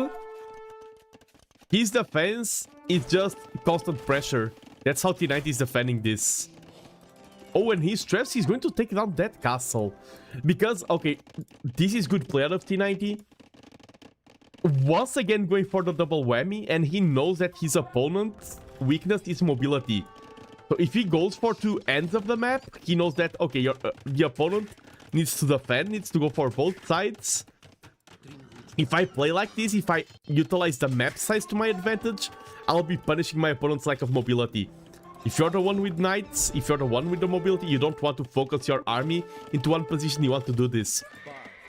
Because ARBs will win most battles if it's just this situation. Oh, and I think I forgot to press this. GG is called, and T90 wins game number 2. So we have a set on our hands, and T90 should be feeling great because he took one of Thofou's home maps. This is a huge turnaround for the set. Thofou started commanding, and now T90 is like, I won't go down this easily. Oh, no, no, no. And yes, I will stretch and also go for a very fast break. But really, really fast. I will have the next match live, do not worry. Just need to go super fast. Be right back. Let me go to this. Yeah, be right back, be real quick.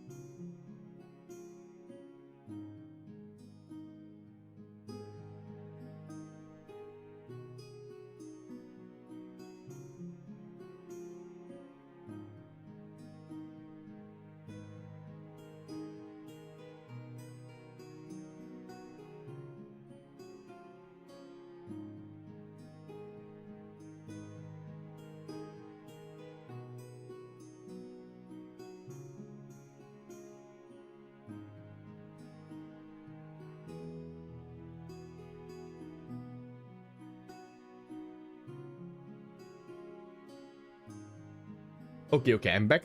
Let me update the overlay real quick. We had T90 stealing one of Thofou's home maps. And this is a really good way to break the tempo of the set, to steal command away from Thofou. I think this is a much bigger victory than winning your own home map. Probably T90 knew, I have the draft for that map, I know how to play that map, I have the perfect seep for it. Let's go and deal a blow in my opponent's plans. And because of my break, they're probably already loading in match number 3. Let me check.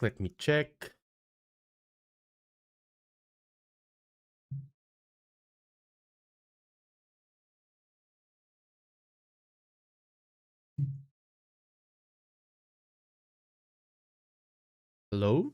Mouse? Ah, okay. Was having some PC trepidations. And they are probably going to move onto slopes. But let's see. It is slopes. And I think we can jump right into the match.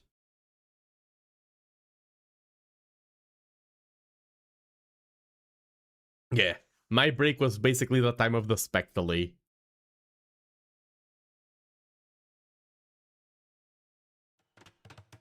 Welcome back, everyone, to T90 Titans League Community Edition.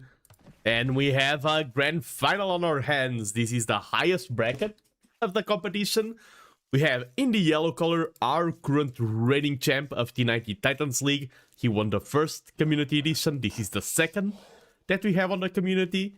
We have T90, who is trying to maintain his title, maintain his supremacy, maintain his status as the champion of T90 Titans League.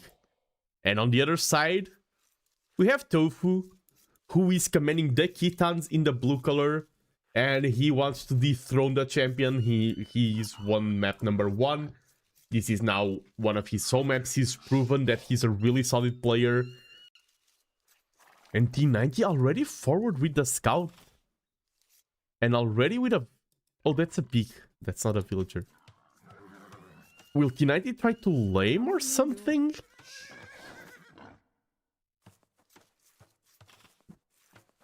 Maybe he wanted to stop the deer there. The deer push.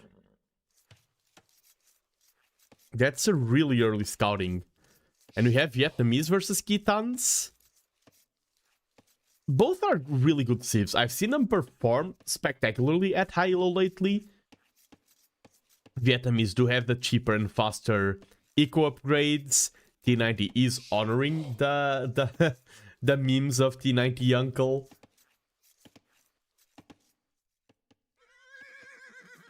Picking the Vietnamese, and the scout was just for info. He isn't pushing in any of the side animals yet.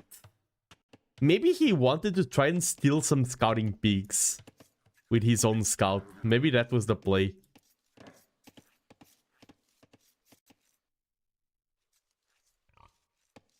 And probably he's going to go for the push later. Elephants and Imperial Skirms, let's go through.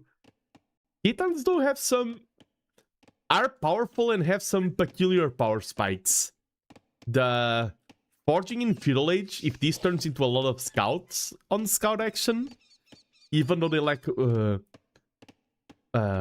bloodlines, Forging in Feudal Age can be quite powerful with the double upgrades. And the Pastures can give you quite a solid economy as well. But we'll see. This is the calm before the storm.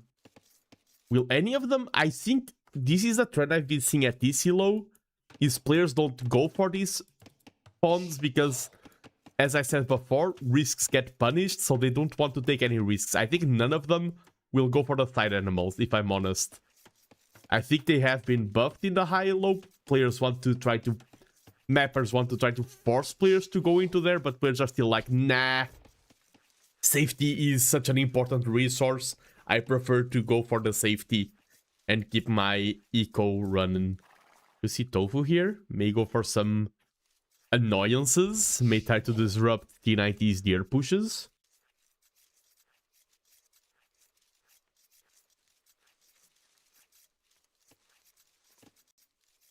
Or also just scouting to find the field positions. Can steal a pig here? Or at least lame it? The pig...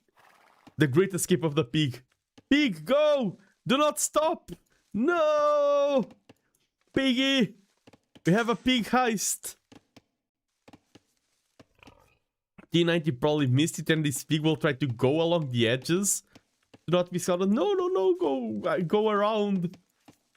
Pig is confused. Or will he just park the pig there? Oh! We have pig cam here. The biggest action. GG. T90 recovered the pig. And I was talking about players not being greedy here. Thofou does go for the slight greed.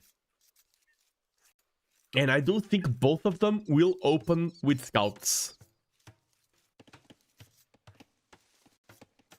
I mean, T90 could open full archers, but he's not on gold yet. And the Feudal Age timing, that's usually more of a scout opening timing. So yeah, I think he has 9 on what could be archers. Could be skirms as well. We'll see. Of course, you're playing with Vietnamese. You want to play to your strengths. With archery range units, I like the walling there. Both reach feudal at the exact same time. And it is scouts. Yeah, I think in a match like this, it is safer. This time around, though, Titans, for now, their only advantage is that the scout trains faster. And that can actually be quite a big advantage. But the big advantage will come once he adds a blacksmith. Once again, we see both of them going for double beat-axe, both of them going for horse collar. This is a very standard scout opening. And hello, Meshugal. Hello. How are you doing today? Wait, I already said hello to you today, right? Or am I misremembering my names? Oh, I think I'm misremembering. No, it wasn't you. Not yet, but thanks. Yeah, it wasn't you. Hope you're having a wonderful time. We are watching such a cool set. Map number 1, Thofou out-strategized T90. Map number 2, T90 had such good execution. Picked so many good battles. And T90 does spot a target here. Does see the villagers there. The spearman is here. I wonder, will T90 add an archery range? Or just try to go... I prefer your channel today. I think it has so many viewers already. Great to see the set is balanced. Yeah, no worries. And I'm like, if anyone is watching through Addictive Me, he's also great. I never take that personally. The main reason, I will be honest, I've said this before, I'm very open about this. Sometimes as a streamer, you need to think about, okay, someone else is casting the set, maybe it's not the best set. The only reason why I chose to cast this set today, let me just see this engagement, the pikeman there really helps T90, is because the set is so cool. I'm like, I want to see this set. I don't care how many viewers I have watching. I do appreciate those who are here, but I won't be offended if I don't get like 20, if I get like 1 viewer, because I just want to enjoy this set. I am extremely grateful for everyone who is here, but like I really wanted to cast it. That's the reason why I'm casting it. It's not because of the fame today, it's because of pure enjoyment. And they are bringing me the enjoyment that I wanted. T90 needs to be careful with the scouts there.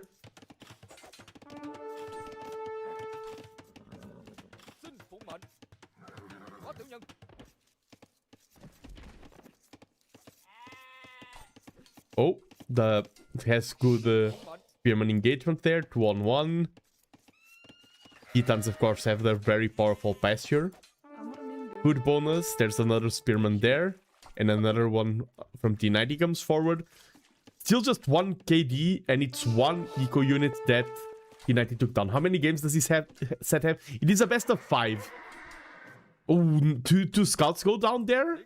T90 having the better unit control. So this set could be a 3-0, it isn't. So it's either going to be 4 or 5 games. And we are in game 3. Hopefully it's 5, but even if it's 4, give us 4 great ones. And so far, they are indeed delivering. Age of Spears through. That is a lot of spearmen. And the double forging upgrade of the Titans would affect the spearmen as well. It's not often that we see this high-octane spearman micro. T90 has to retreat. Thofou scouts are full HP. Tries to grab another one there. The scout is just bait. T90 does have a nice fully walled base behind. Thofou is still opening, but he's also completing the walling. I feel like placing pastures can be quite weird sometimes. You can have perfect tessellation around the TC, but often you want to save those straggler trees, and you end up with a huge mess. Ooh, safe. Citizen Snips, just getting here. What map did T90 win on? he won on Reverse Acropolis. He stole one of Thofou's home maps. Thofou won the first match on Bypass, which was the neutral map. Then T90 picked Thofou's own home map, Reverse Acropolis, and T90 won with Georgians. Having some great unit engagements.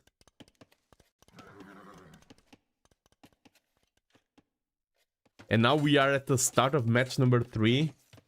Desolation mentioned, yes. T90 is the first to click up to Castle H.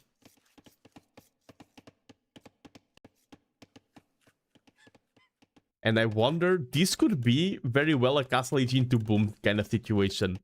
And then thinking about the long game already, thinking about those Imperial skirmishers and going for some ranged units. Like Vietnamese Arb or even the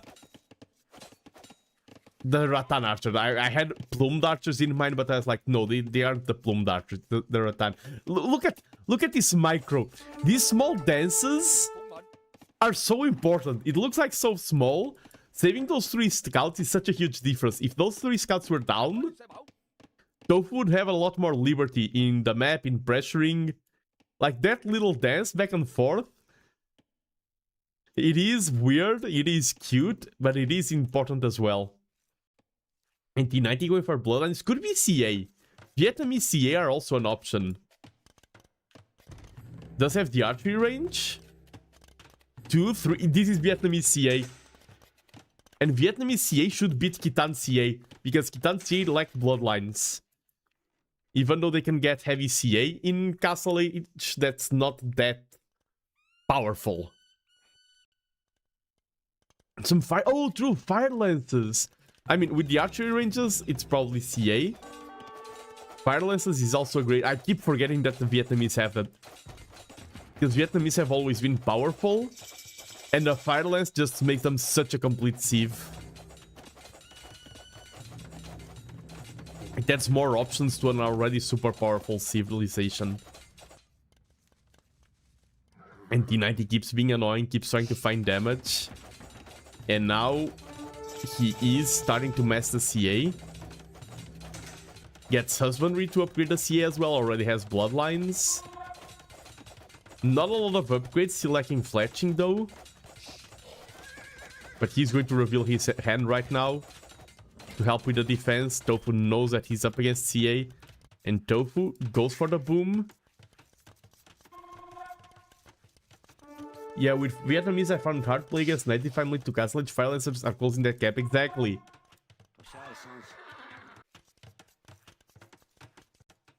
Yeah, Fire Lancers really elevated Vietnamese into such a great sieve, and we do see Fletching on the way, and now T90 is happy to see time passing. All of his economy is safe.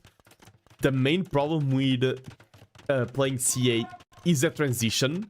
You are very weak while you're still messing the CA. Once they are messed, they are very dominant. And T90 is just like, yeah, I'm vulnerable right now. I'm about to get super strong. I'm just gonna chill at home. Just gonna buy some time. Just mess those units for free. I think he should show his CA, because he already showed one. No one produces one CA. I wonder if T90 didn't notice that he showed one. From the moment he showed one, the opponent knows, okay, I'm going to fight against CA. Yeah, he can shred those spearmen, no worries. Yeah, waiting for Bobkin. Of course, ballistics is always that upgrade that helps a ton, but it's such an investment. We do see the scout there going for the little dance. Ooh, a little bit of a missed micro there. Yeah, but just cleans the spikes, adds the university. So we'll add quite an early ballistics. That's a lot of investment into the military with the upgrades and everything. I think he really needs to cause damage soon. He's only 1 TC behind, not that huge of a difference. I think he wants to clean this army first and then go for a massive attack. These are already 13 CA. Yeah, I also don't like to use CA without ballistics. And 25 seconds. Thofou is just buying time, and T90 knows, okay, I'm about to have ballistics. Soon I can clean that easily. Those are a little bit out of position. Oh, Archer Elephant without ballistics are also quite a pain. Of course, you also want Thumb Ring for CA. Like, that's the problem with CA. It's not only hard to mass them, they also have a lot of need for upgrades. And those upgrades are all of the upgrades that the CA can get are important. Fully upgraded CA are so much better than partially upgraded ones. And we do see that now everything is starting to get complete. Lacking Archer armor, but if you're not playing against a lot of skirms, it is okay.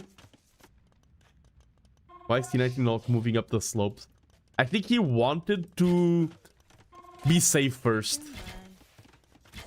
And now he's going to, now that he's forcing his opponent to play defensively, now he's going to move up the slopes. I don't think he wanted to give Thofou chances to punish him. He needs to be careful of that siege. Needs to... Okay, nice dodging there. And gaining some 6-0 KD. So this is the type of advantage that T90 grabs and needs. He doesn't need to commit to a huge battle. He just needs to punish his opponent, take this villager down, take that villager down, and keep slightly ahead and keep snowballing the lead more and more. Ooh. He gets surrounded there, a little bit of a miss micro. Can run away, but lost 1 or 2. See, he has 0. Oh no, sorry. No, he has killed like 9 units. I was just misreading. Yeah, both skill really well. I agree. I think right now T90 is in the slightly better position. Losing those units is costly, and he hasn't moved up the slopes, but he does have the Fire Lancers now. That was the missing ingredient to take good engagements. Ooh, Thofou deleted all of those walls. Why? Was that a misclick? What happened there? Was he baiting T90 in? Has to be a misclick. Yeah, has to be a misclick for sure. Yeah, it has to be stressful. Like, this game is... it's not easy to cast a game at this level. Playing it is way harder. And T90 having to control these 2 sets of units and knows that there's so many rocket carts in the field. One misstep into the rocket carts or into the camels and you can take a lot of damage.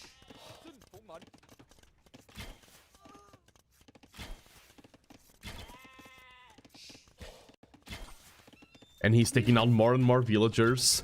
That's the thing. T90 isn't booming on the sides, true, but he's forcing Thofou to be completely on the defense. Thofou is taking down some units, true, but T90's economy is completely untouched behind this. With 47 seconds of idle TC time. Guess I'll drop from T90. I think if it's a castle... I think it's going to be here in the middle. I don't think he drops the castle in the face, especially with these on the field, because T90 has mobility. He cannot force engagements right now. And if he drops a castle, he's giving his opponent a chance to force an engagement if the castle is too aggressive. T90 doesn't want to force fights right now. I like this castle. Could be a little bit more forward, but I think you cannot afford to go more forward. We all see the memes of Doubt Castles. OP caster, let's go! We all see the memes of Doubt Castles, and Doubt Castles happen on the decision-making part, and that's how you don't do a Doubt Castle. And now you have the Lancers here, you know that your opponent's siege is slower. T90 gaining some more damage there. Ooh, this is a dangerous engagement because of all of the rocket carts.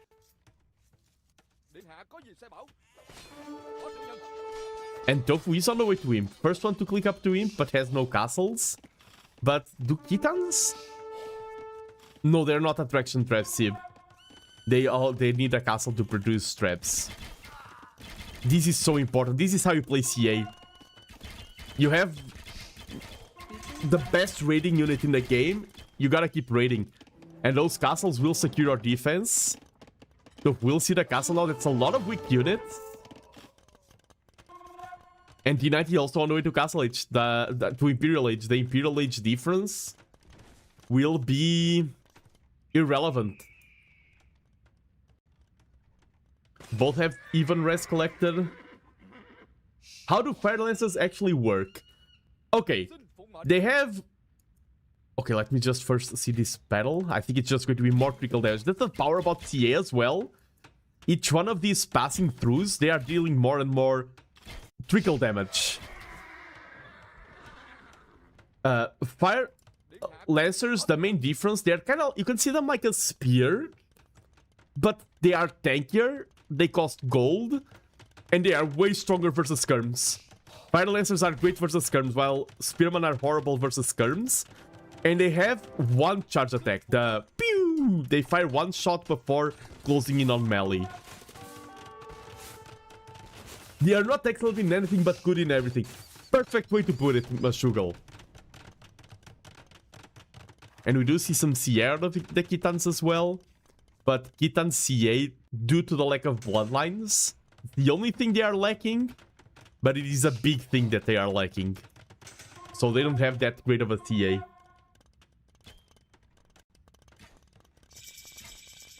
Yeah, they cost wood and gold, the same as an archer. And you see T90 is pushing this DC here in the top. He does have commanding map control. Look at his vision.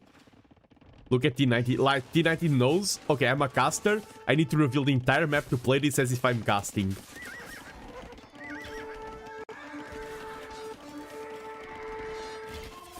So they're like a well-rounded counter unit that crisis, and also they occasionally have guns. Exactly. And Vietnamese ones do have bonus HP. Like the archery range units. So Vietnamese have great... Man, Thofou is losing a lot, like taking a lot of trickle damage from the army. That's what I said. Every time I say this, T90 proves me right. T90 wins by his opponents doing a lot of little mistakes, and T90 just keeps accumulating more and more advantages. That is a common trend in high-low, but I feel like T90 is the embodiment of that playstyle. I think he really tries to play just clean, solid Age of Empires. Just T90 wins by not making mistakes. Everyone makes mistakes. T90 doesn't force his opponent to make mistakes, he just plays in a way that, okay, I'm going to make less mistakes than you. And he's completing like his full castle defense. His castle though is quite vulnerable. He's getting heavy CA, those CA. That army is about to become massive. And Kitans, some elite scums are in the field, but I mean these are about to be 42. Real talk, I had been watching T90 for months before I found out he's not only a good but an excellent player. What other odds that the bot is actually the best player of the entire tournament? True. I mean, in ELO terms, Thofou is the better player here. But T90 is a superb player, that is true. And he has climbed over the years. I mean, he didn't start as a... I mean, he was already entertaining, but if you check his streams from 10 years ago, he didn't start as a pro caster. He didn't start as a pro player. He just loves Age of Empires. He's been around for such a long time. And his passion and his dedication have carried both his casting ability, his content, to this level. And yes, I saw that Thofou recently beat Hera on the 1v1 in the rank ladder. So Thofou is a strong player as well. Beating Hera is not easy. Hot take, beating Hera is not easy. But guess how many people are actually equally dedicated and also good at casting, but will never be above 2k. True. I mean, look at me. Nah. I've only been more serious about this game for like 2 years. And I'm definitely not at that level yet. But we do see here the big massive units. The skirms there will perform greatly against the heavy CA. And we do see Elite Fire Lancer. And that's the power of Elite Fire Lancer, is that they also counter the skirms compared to Pike. And T90 makes the castle hold, but he's spending a lot of res. He needs to take down these traps. Yeah, Imperial skirms are a great unit. And now Thofou's economy is mostly defended. Yeah, T90 needs to take fights like this. Departure tactics and thumb ring on the way. Thofou is starting to get into a good position here. T90, he's not producing. Does he have bombard cannons? He does. He needs to take... These traps are a real issue right now. T90 really needs to prioritize that defense. We see a heavy rocket cart on the way as well. Thofou is getting really powerful. True, both Khitan and Vietnamese are equally powerful late game. I agree.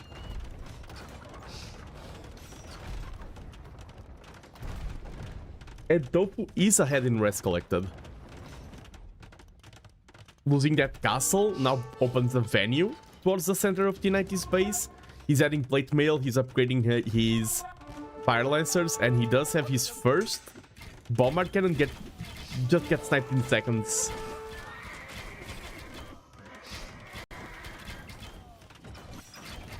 The elite fire lancers do look very cool, and the heavy rocket carts do look very janky. Like, what's better than a bunch of rockets? Double bunch of rockets. This battle, I think it's not that good for T90. He's sniping the rocket carts though. Those heavy CA of the Khitans are getting a lot of value.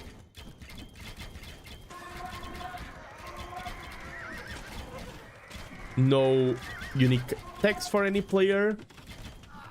Yeah, heavy rocket cart looks like a 14-year-old boy was getting 100% agreed. That is my opinion as well.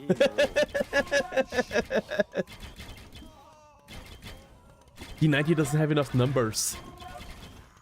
He's ran out of steam. He needs to transition. I think the heavy CA were really good at that point of the game, but right now he needs to stop this death ball. He lost all of his army. I think he took quite some bad engagements, and I agree that Imp Skirm is the play here.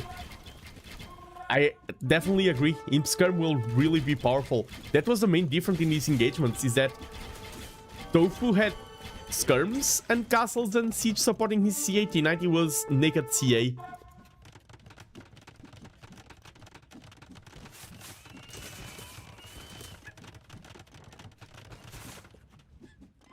Let's see how things go.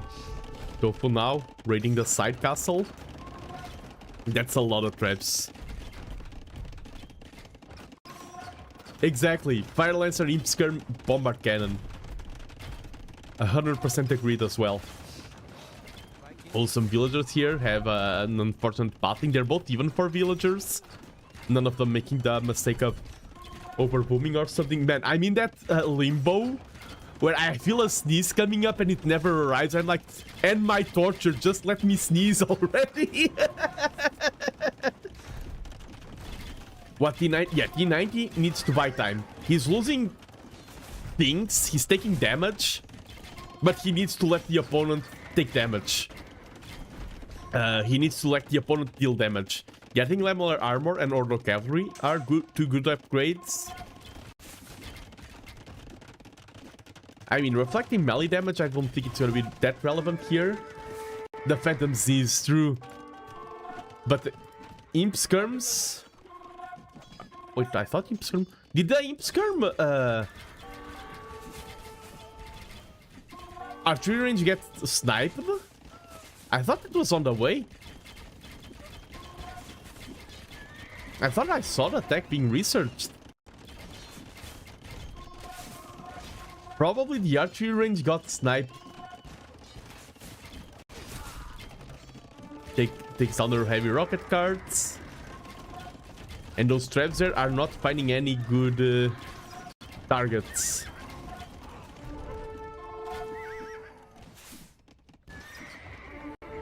I think T90 probably thinks he has him skirm, but doesn't. Needs to be careful. That heavy rocket card having one hit unit there with 5 HP is so valuable.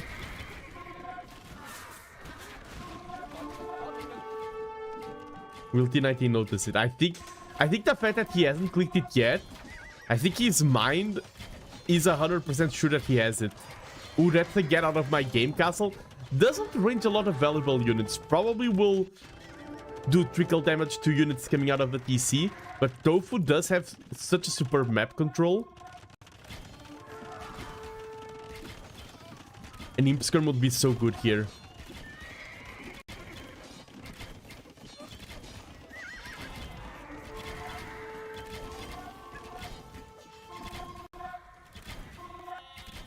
The rocket cards have been having... T90 doesn't have gold for him to come through. It is an expensive upgrade. I don't think I can check the cost here. I mean, 300 wood, 300 gold? I mean, but he has no gold. He is in 200 pop, but he's in the worst position. Oh, nice job out of T90 here. That's a nice win, taking down the villagers building this castle. But the hussars are on the field. They're going to counter the elite skirms. T90 doesn't have enough CA. And calls the GG. Thofou wins the home map. T90 is one match away from going home in the grand finals. One match away from the defeat. GG. Let me go back here. Titans OP. Through, I think T90 stayed a little bit too long on the CA. They are very powerful, but you also want to explore mobility, and as the game progressed, the map got more and more locked down with castles. The CA lost angles. I think T90 needed an early skirm switch. And then, like, skirm switch, buying time to get bombard cannons and then take down those traps. It was just a... Thofou built a non-stop push and kept the momentum of that push going, carrying through all the way through T90's base. But GG. And now I hope T90 wins game number 4 because I want a game number 5 regardless of who wins it all. But they are giving us a banger of a set. This game was really back and forth. And in high elo, back and forth is not that common. In low elo, yes. Early skirm plus Fire Lancer into win. I agree. Like, heavy CA in general are a superb unit. I think T90 was like, okay, these are a superb, that useful. Okay, and it was a victory for the Titans versus the Vietnamese. Yes, T90 still has both of his home maps. That's his main advantage right now. And I don't think Quarry or Costa Rica... Like, Thofou is an Arabia player. I think T90 probably has some interesting ideas cooked up for those maps. And I wonder how things will play out there.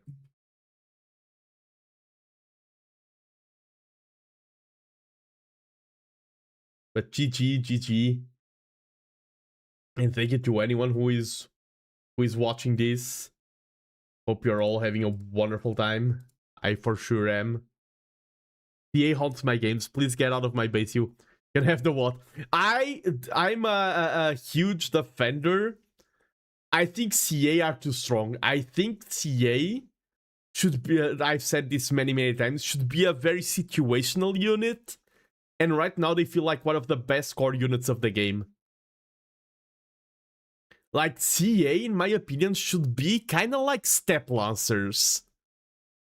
A little bit better. But Step Lancers can be really good, but you shouldn't play Step Lancers all game.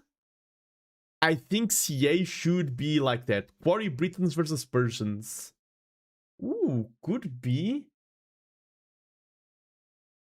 I could see Quarry polls, to be honest. And T90 won with, like, the game that he won was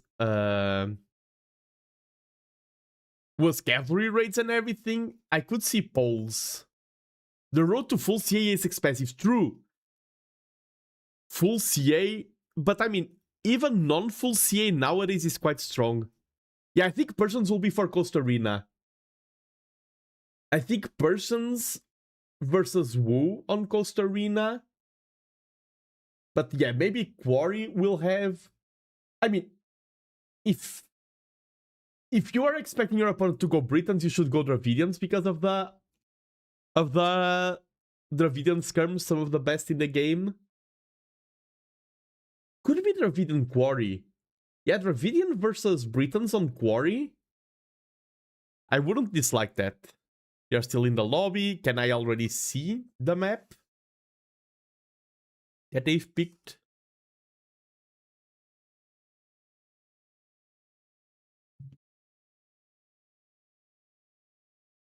The map is Costa Rica. They're probably going for a small break right now. Because playing matches like this, let me tell you, playing a set like this is probably exhausting on both of them. And they are on. I can see the thieves already. It is Costa Rica. Wait. Can they? Oh no, they aren't on. Sorry. I misspoke.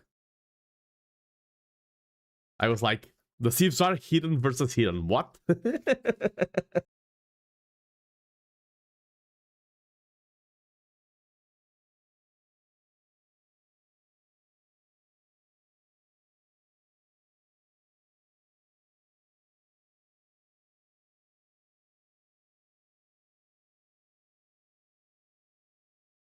Yeah, they are probably going for a small break. And if you're watching, take the opportunity to also rest a little bit, stretch, hydrate, all important things of being a healthy person.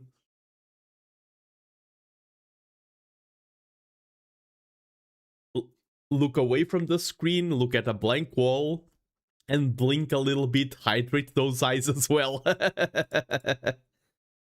And it is Costa Rica. Wu versus Dravidians. Wu are the John Swordsman Civ, right? And they get extra food for dropping docks, if I remember correctly.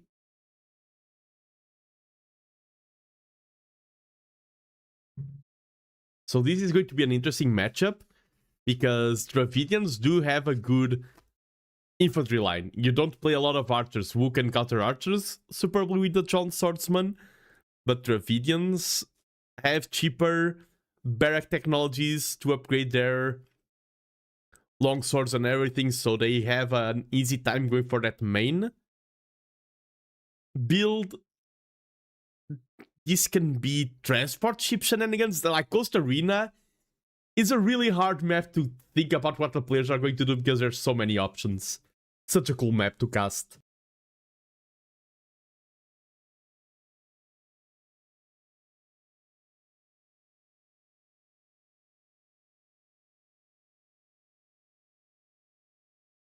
I would like persons, so probably persons will be for Quarry. Persons versus Britons. Could be Mapuche as well. Mapuche as a last pick could be quite disruptive. Maybe cook a weird strat with them.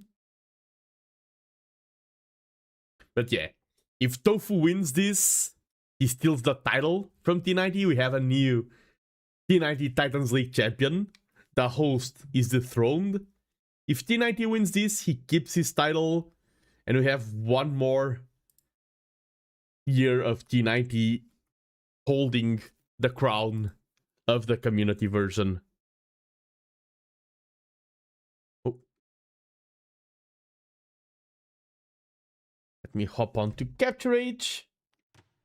And welcome back to T90 Titans League Community Cup. This is the Obsidian Bracket, and in this match of T90 versus Thofou, we have Dravidians versus WoW. And Dravidians are superb thief in hybrid maps. They have the bonus wood, dogs provide housing space, fishermen are more efficient than fishing ships. On the other side, we have the WoW, where military buildings and dogs provide food. Their infantry can regenerate, they have access to the Giant Swordsman, and they have careening and dry dock free. That is true, I keep forgetting that bonus. And we've seen a closed map played by these two already in Bypass, and Thofou out-strategized T90 there. So I wonder what's going to be the choice here. Of course, here you cannot just boom naked because there's so many venues of attack. Forward castles are very efficient because the golds are always close to these walls, and the stone as well. You can transport ship shenanigans. Like, the options are so vast here that I really want to see what they go for. This is T90's home map. If I'm Thofou, I go for disruption. I go for something really weird. I don't try to play the meta. We see T90 went forward with the scout to spot this. He knows that the wood is next to the walls, so he went early with the scout to get that information. Know where the gold is, so it isn't guaranteed that he wants to castle drop. If he does want to, he already knows what the best spot is for it. Of course, in this map you do have the oysters, which are a little bit of gold that you have safe here in the back, but other than the oysters, this is only gold you have in your starting base. When I first saw Coast Arena, I think it was our base doing a practice match with me or something, I was really unimpressed by the map. It grew on me so fast. I think it's one of the coolest maps we have in T90 Titans League. I think it gives us such a cool variety of games. I've seen Persian Douche in this map, and it almost won. I've seen Persian Douche almost winning this map. That's how crazy things can get here.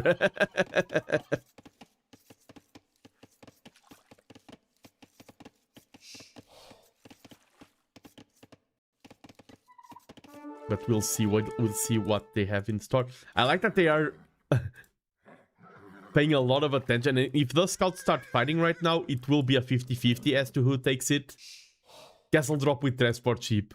That's such a huge gamble, because your villagers are so exposed when building the castle.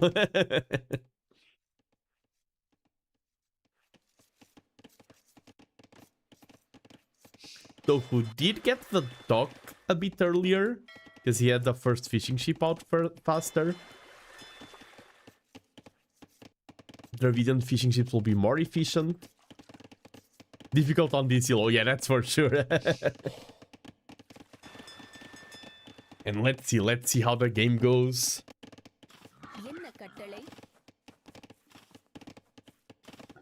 I hope T90 wins this one. I want to see a map number 5. And they know that they are being watched by multiple streams. They know that the eyes of the community are upon them. And imagine the bragging rights. T90, if he wins, he's gonna be like, oh, I don't want to brag, but then mention this all the time. Now, actually, I don't think he will.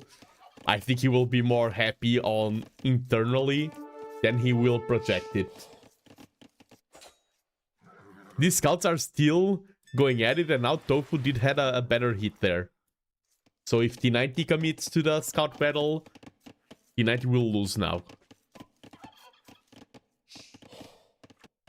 T90 already getting the second dock. Thofou also with the second dock. Both are neck and neck. And that's the thing. Because sometimes in lower elos, players haven't practiced the map, so they go for wonky build orders. At this elo, players know how to play Age of Empires. Even if they haven't practiced the map, even if it's not one of their favorites, they do know how to get the most out of the maps, and they knew... If T90 wins, does this mean he directly won against Hera? I mean, I think T90 can probably win directly against Harry if they play enough matches. But yes. That is, I mean, if you go for indirect approaches, probably I've won against Harry indirectly somehow. If you go long enough along the chain.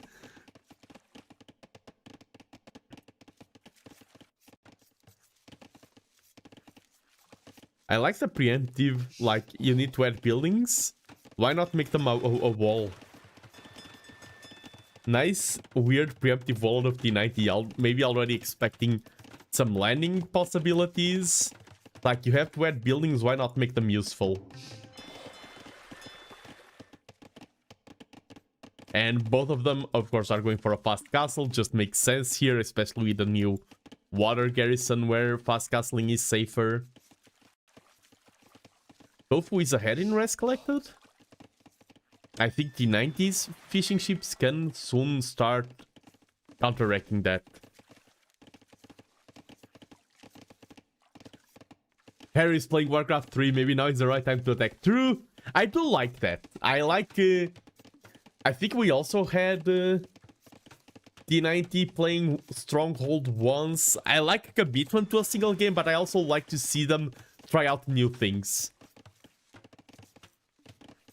I'm a supporter of streamers going for a little bit of variety sometimes. Does T90 always play as yellow? I mean, in this tournament, he hasn't always played yellow. T90 is someone who reads... I mean, I don't know if he reads rulebooks, but he probably knows the rulebooks, and if he doesn't read them, our base will shout at him. And T90 probably knows that the rulebook incentivizes players to, if they pick a color, stick with it for the rest of the set because it's better for the viewers. And if there's one thing that T90 knows and cares about, is what is better for the viewers. Will you be watching Hera in the Warcraft 3? Yes! I will be watching Hera there. I am very curious. I have been playing a little bit of Warcraft 3 because of that. Of course, Age of Empires right now is my main game, that's for sure. But I also play off-stream. And Warcraft 3 is part of my off-stream repertoire. Currently. Not professional. I don't know who Grubby is, but his appearance in AoE2 was so wholesome and helpful. Great that our number one player now does it too. Yeah, exactly. I also love the gesture and everything. The Grubby helps promote AoE2. I mean, I already knew Grubby beforehand. And now AoE2 players help promote Warcraft 3. Because a lot of people, the truth is, all of us watching this know that there's an active scene of Age of Empires 2. The vast majority of people, even people who know Age of Empires 2, don't know that there's a scene of Age of Empires 2 that is competitive. The same goes for Warcraft. The same goes for any of those games. RTS is a huge niche. And we should support each other inside this niche. We are not big enough of an industry, the RTS niche, to be picking up wars and being like, oh, of course you can have your favorite game, but enjoying other games is good. I think I could watch Grubby play whatever. He's so nice and professional. That is true. And that's a cool thing as well. Like, most of these people we have at the top of the RTS scene, be it Grubby, be it T90, be it Hera, I really enjoy their vibes and their content. I mean, that's why I also try to be cool, because they inspire me and I'm like, hey, I want to be like those guys. I want to be cool. I want to be like T90. We do see some Hulk on Hulk action. 3 dogs versus 3 dogs. Back in the day, when the games weren't designed for competitive, the competitive grow by itself. True. I mean, StarCraft 1 was probably one of the most important games, if not the most important game, in establishing esports as an industry. So... And those games weren't originally designed, like, that wasn't the concern. Age of Empires 2 wasn't designed to be played as an esports. But the game has evolved along the years, and both of them... I like these closed maps because they allow for a little bit of yapping. Both of them are investing heavily into water. T90 has those outposts to help find targets at the Siege Workshop. And he clicked later medium warships, but he has the Fender advantage.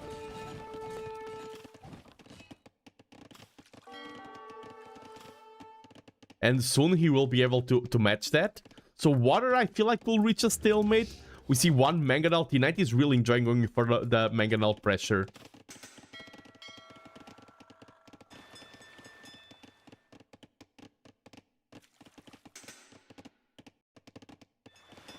This is 6 versus 7. Command & Conquer 0 Hour was the best until I returned to the... Oh yeah, Command & Conquer. 0 Hour is the expansion of Command & Conquer Generals, right? Just to be sure. I played a lot of Generals. I think I played a bit of 0 Hour, but not that much. Nice, nice. I'm probably, by the way, one of the streamers who has played the most different amounts of RTS. The Mangonel pays off for T90 there. Already evening out the eco count. And that's just one Mango flattening down some villagers. He has the information from the outpost where the castle is being placed down. That's also a distraction to get good engagements here. So that Mango was a good investment. No Loom? Yeah, no Loom. Loom is on the way just now. That's why those villagers were flattened so fast. Sometimes in closed matches, maps to go for those super competitive timings players delay Loom, and sometimes delayedness evolves into forgetfulness. But we do see some Fire Archers. I really like Fire Archers as a concept. I think they're not that good in most situations, but I really like... Yeah, Fire Archers I think are very meh. I think when we see Fire Archers, let me tell you how it goes. Revealing you the secrets of the caster. What happens when you see Fire Archers, even beforehand, I can tell you, we are going to reach a point where I'm going to be like, turns out Fire Archers are actually good. They are doing good things. 2 minutes later, oh no, they are indeed trash. I've seen that happen so many times. You see them do 1 or 2 cool things, you think, oh, turns out maybe they are not trash. 1 minute later, you're like, oh yeah, they are indeed trash. I think everyone wants, like, I love the concept of Fire Archers. I really like archers that can take down castles. I think everyone wants to see them succeed, but they don't succeed in my opinion. This is a huge engagement here. Winning water can help to find a winner. T90 has the number lead, and he's surrounding some of the hulks. Great engagement there, great unit control of T90. He's also have defender advantage. The dock isn't garrisoned. T90 did lose a lot of fishing ships there, but he's winning the water engagement.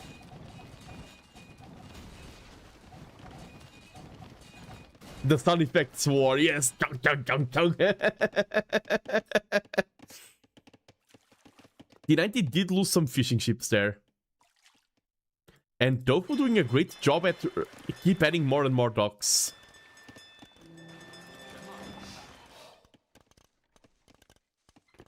Yeah, but I've played Command & Conquer like Tiberium War. Sadly, I played Tiberium Twilight as well. Red Alert 2 and 3. Supreme Commander. Lord of the Rings Battle for Middle Earth 1 and 2. Warcraft 3. Starcraft 1 and 2. Age of Empires 1, 2, 3, and 4. I don't fully understand, but why doesn't T90 stream himself playing? Will he get distracted even though he doesn't look at the stream? Okay, I think there's several possible reasons. I don't want to put words into T90's mouth. I think one of the reasons is enjoyment. I think he's probably wants to win the tournament and wants to also enjoy it. And he probably enjoys the game more if he's not streaming his own POV. Okay, 15 versus 11. I also think he does it for us. Us, when I say us, I say me, I say T West, I say Addictive Me. He does it so that we get an opportunity to cast the game, because if T90 was streaming his own POV, even if he was silent and everything, that's where most viewers would be at. And I think T90 is also giving us a chance to us small casters to cast his match I think he enjoys it more to play like that. He wants to see how we perform as casters. I think probably it isn't a single reason. I think it's probably the pileup of all of those reasons. And we see most of this game is being water wars. Yeah, he tends to comment on the recording of his own games. Exactly, exactly. I think I remember him talking about it one day, but I don't remember what he said. I think he has already answered this specific question.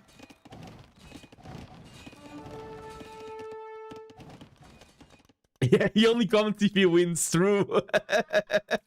I remember once I was casting a Mem set, and Mem was watching the set on my chat, commenting on it, having a great time, and then he was like, "Oh, I'm busy, I have to leave."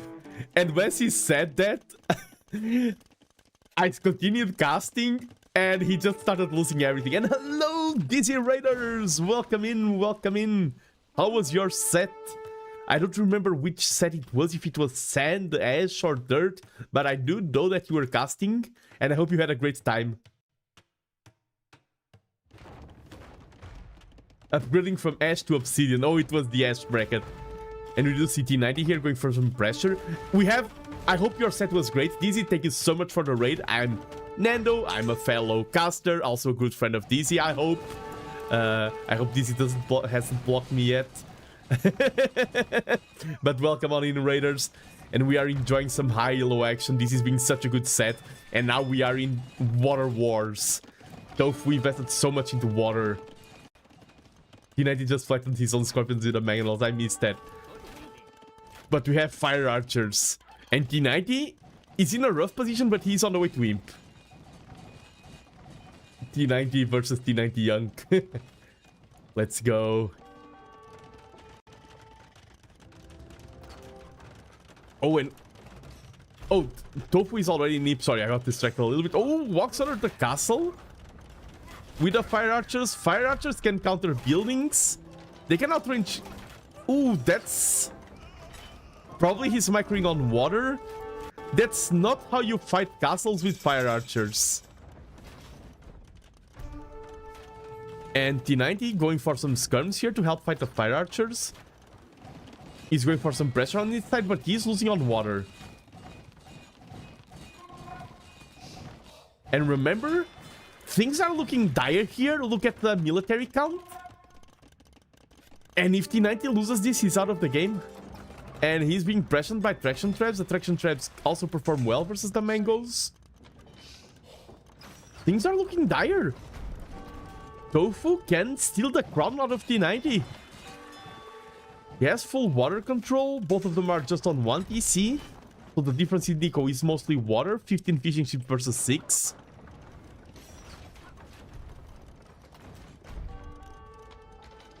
And T90 is building a trap, but I feel like pre-traction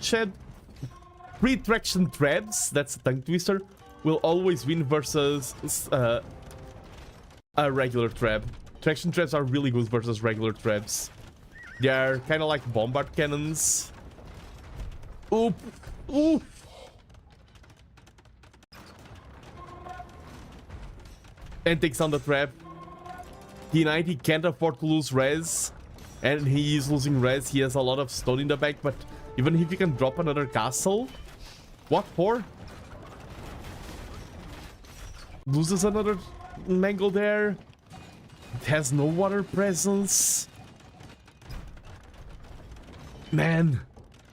And now chemistry's on the way. T90 only has skirms, but skirms don't deal a lot of damage. Skirms won't be able to clear those traction traps. T90 will lose that center castle. The problem is, I don't see an angle where T90 wins this.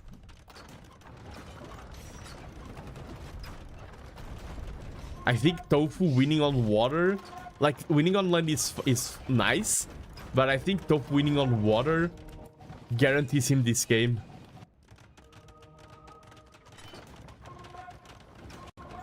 T90 is doing all he can to pressure land.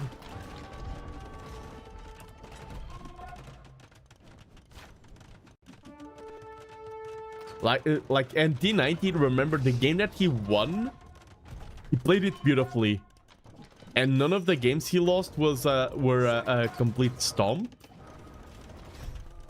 What is T90's best option now? Yeah, my mind is actually racing thinking about that. I think he needs to address the traction trap situation. And then land boom, maybe.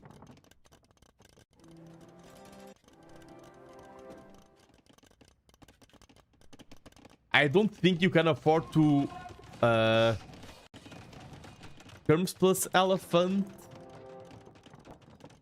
could be a choice, but I mean the problem is that T90's army right now won't be able to cause a lot of damage because of the castles. His traps can easily get sniped by traction traps, and Thofou's economy lead is all on water, and T90 has no way of pressuring that. Goes forward with those skirms. The skirms are so weak versus the... But T90's castle... The villagers shouldn't have gone to build a mining camp. Some villagers went down there. But T90 loses that trap in seconds. Do the Dravidians have bombards? They do have bombard cannon. And you see elite fire archers on the way. And GG's called. Congrats. The one time I'm cheering for T90. It was the curse of the caster. GG. Well played, and congratulations to Thofou. We need to celebrate the winner as well. GG. We have... The title has been stolen. We have a new T90 Titans League Community Champion. I'll let T90 know you cursed him. Yeah, caster cursed T90. I wanted him to win. And T90 played so well. His set against Neely was superb. Here today, he played a lot of good games. Was this the last game of the set? It was. It was the last game of the set. It is a best of 5. So Thofou's Titan League next season? I don't know. Maybe he will not play Community, but the actual Titans League, it's very likely. And T90, yeah, well played both. This was a great set. This was a really, really good set. The level was extremely high. There are some games like that Slopes game. Thofou was taking so much damage throughout the game, and he found angles to win.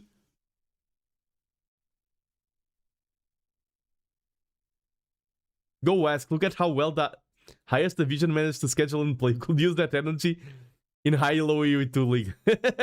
Yes, and how was the Ash final, Dizzy? I hope you also had a great time there. GG. GG. Congratulations, Thofou. Our newest, our latest T90 Titans League. I mean, I always double stream. I cast on YouTube and Twitch at the same time. That's why I have 2 chats. If anyone wants to watch the VOD, Twitch VODs don't last forever. YouTube VODs do. And this will be up on YouTube. Ah, it was yes, lower bracket. Okay. Man, I don't know why people went for the lower bracket name. I feel like lower bracket sound worse than loser bracket. I would be rather called a loser than a lower bracket.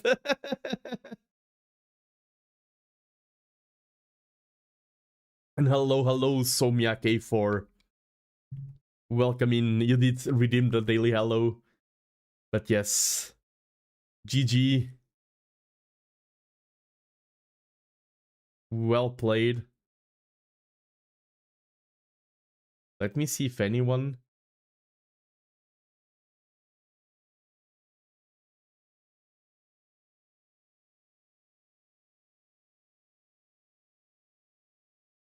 I'm just checking things. Checking how I will probably soon call it. This was my last set of the day.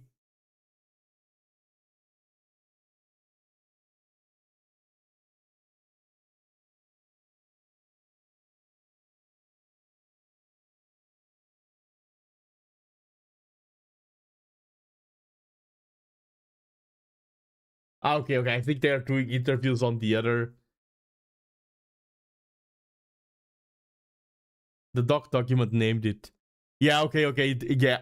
Addictive Me and T-West are doing an interview with the champion, so I will probably rate them now. Yeah, I will rate them. I will rate I mean, I don't know if they want me in the voice chat, but maybe that's too many people. And I do have my sick voice. So maybe I will just trade into them and call it for today. I was checking what they were doing over at the big guys. But it was a banger of a set, and I do want to thank anyone who joined me here today on my own POV. I had a great time casting it, and yeah, I need to rest as well. If I was full power, I would be like, hey, I will join you now and go for interview and everything. But since I know I need to rest, I will just raid Addictive Me. Thank you, everyone. And I will say, because it was redeemed. Let me raid into Addictive Me and hope you all have a good rest of your day.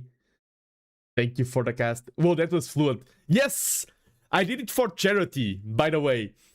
I did a charity fundraiser for the Jingle Jam, and one of the goals was if I raise X amount of money, I will learn how to say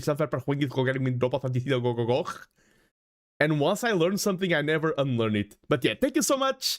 Thank you both T90 for organizing this. Thank you all the... I mean, the tournament isn't over. I'm going to cast more finals. But this feels like a great moment to thank T90, thank the admins. Like, it's so cool to be able to do this like the big guys. Like, we look up at casters like Mem, like T90, like Dave, like Neely. And this tournament provides an opportunity for a lot of the viewers to be in the player position. But for us casters, it's also so cool to be in the caster position of what feels like an S-tier tournament. This isn't an S-tier tournament, but for me, it feels like I'm casting one. It feels like I was given the honor seat to watch a grand final of an S-tier. That's what I felt here today. So I want to thank everyone for the work they put in, the admins, T90 himself, Thofou for giving us a banger of a set, and you, the viewers, for supporting me. Now I must rest, say hi to Addictive Me, enjoy the interview, and I hope everyone has a good rest of the week. Bye bye, take care, and rest well.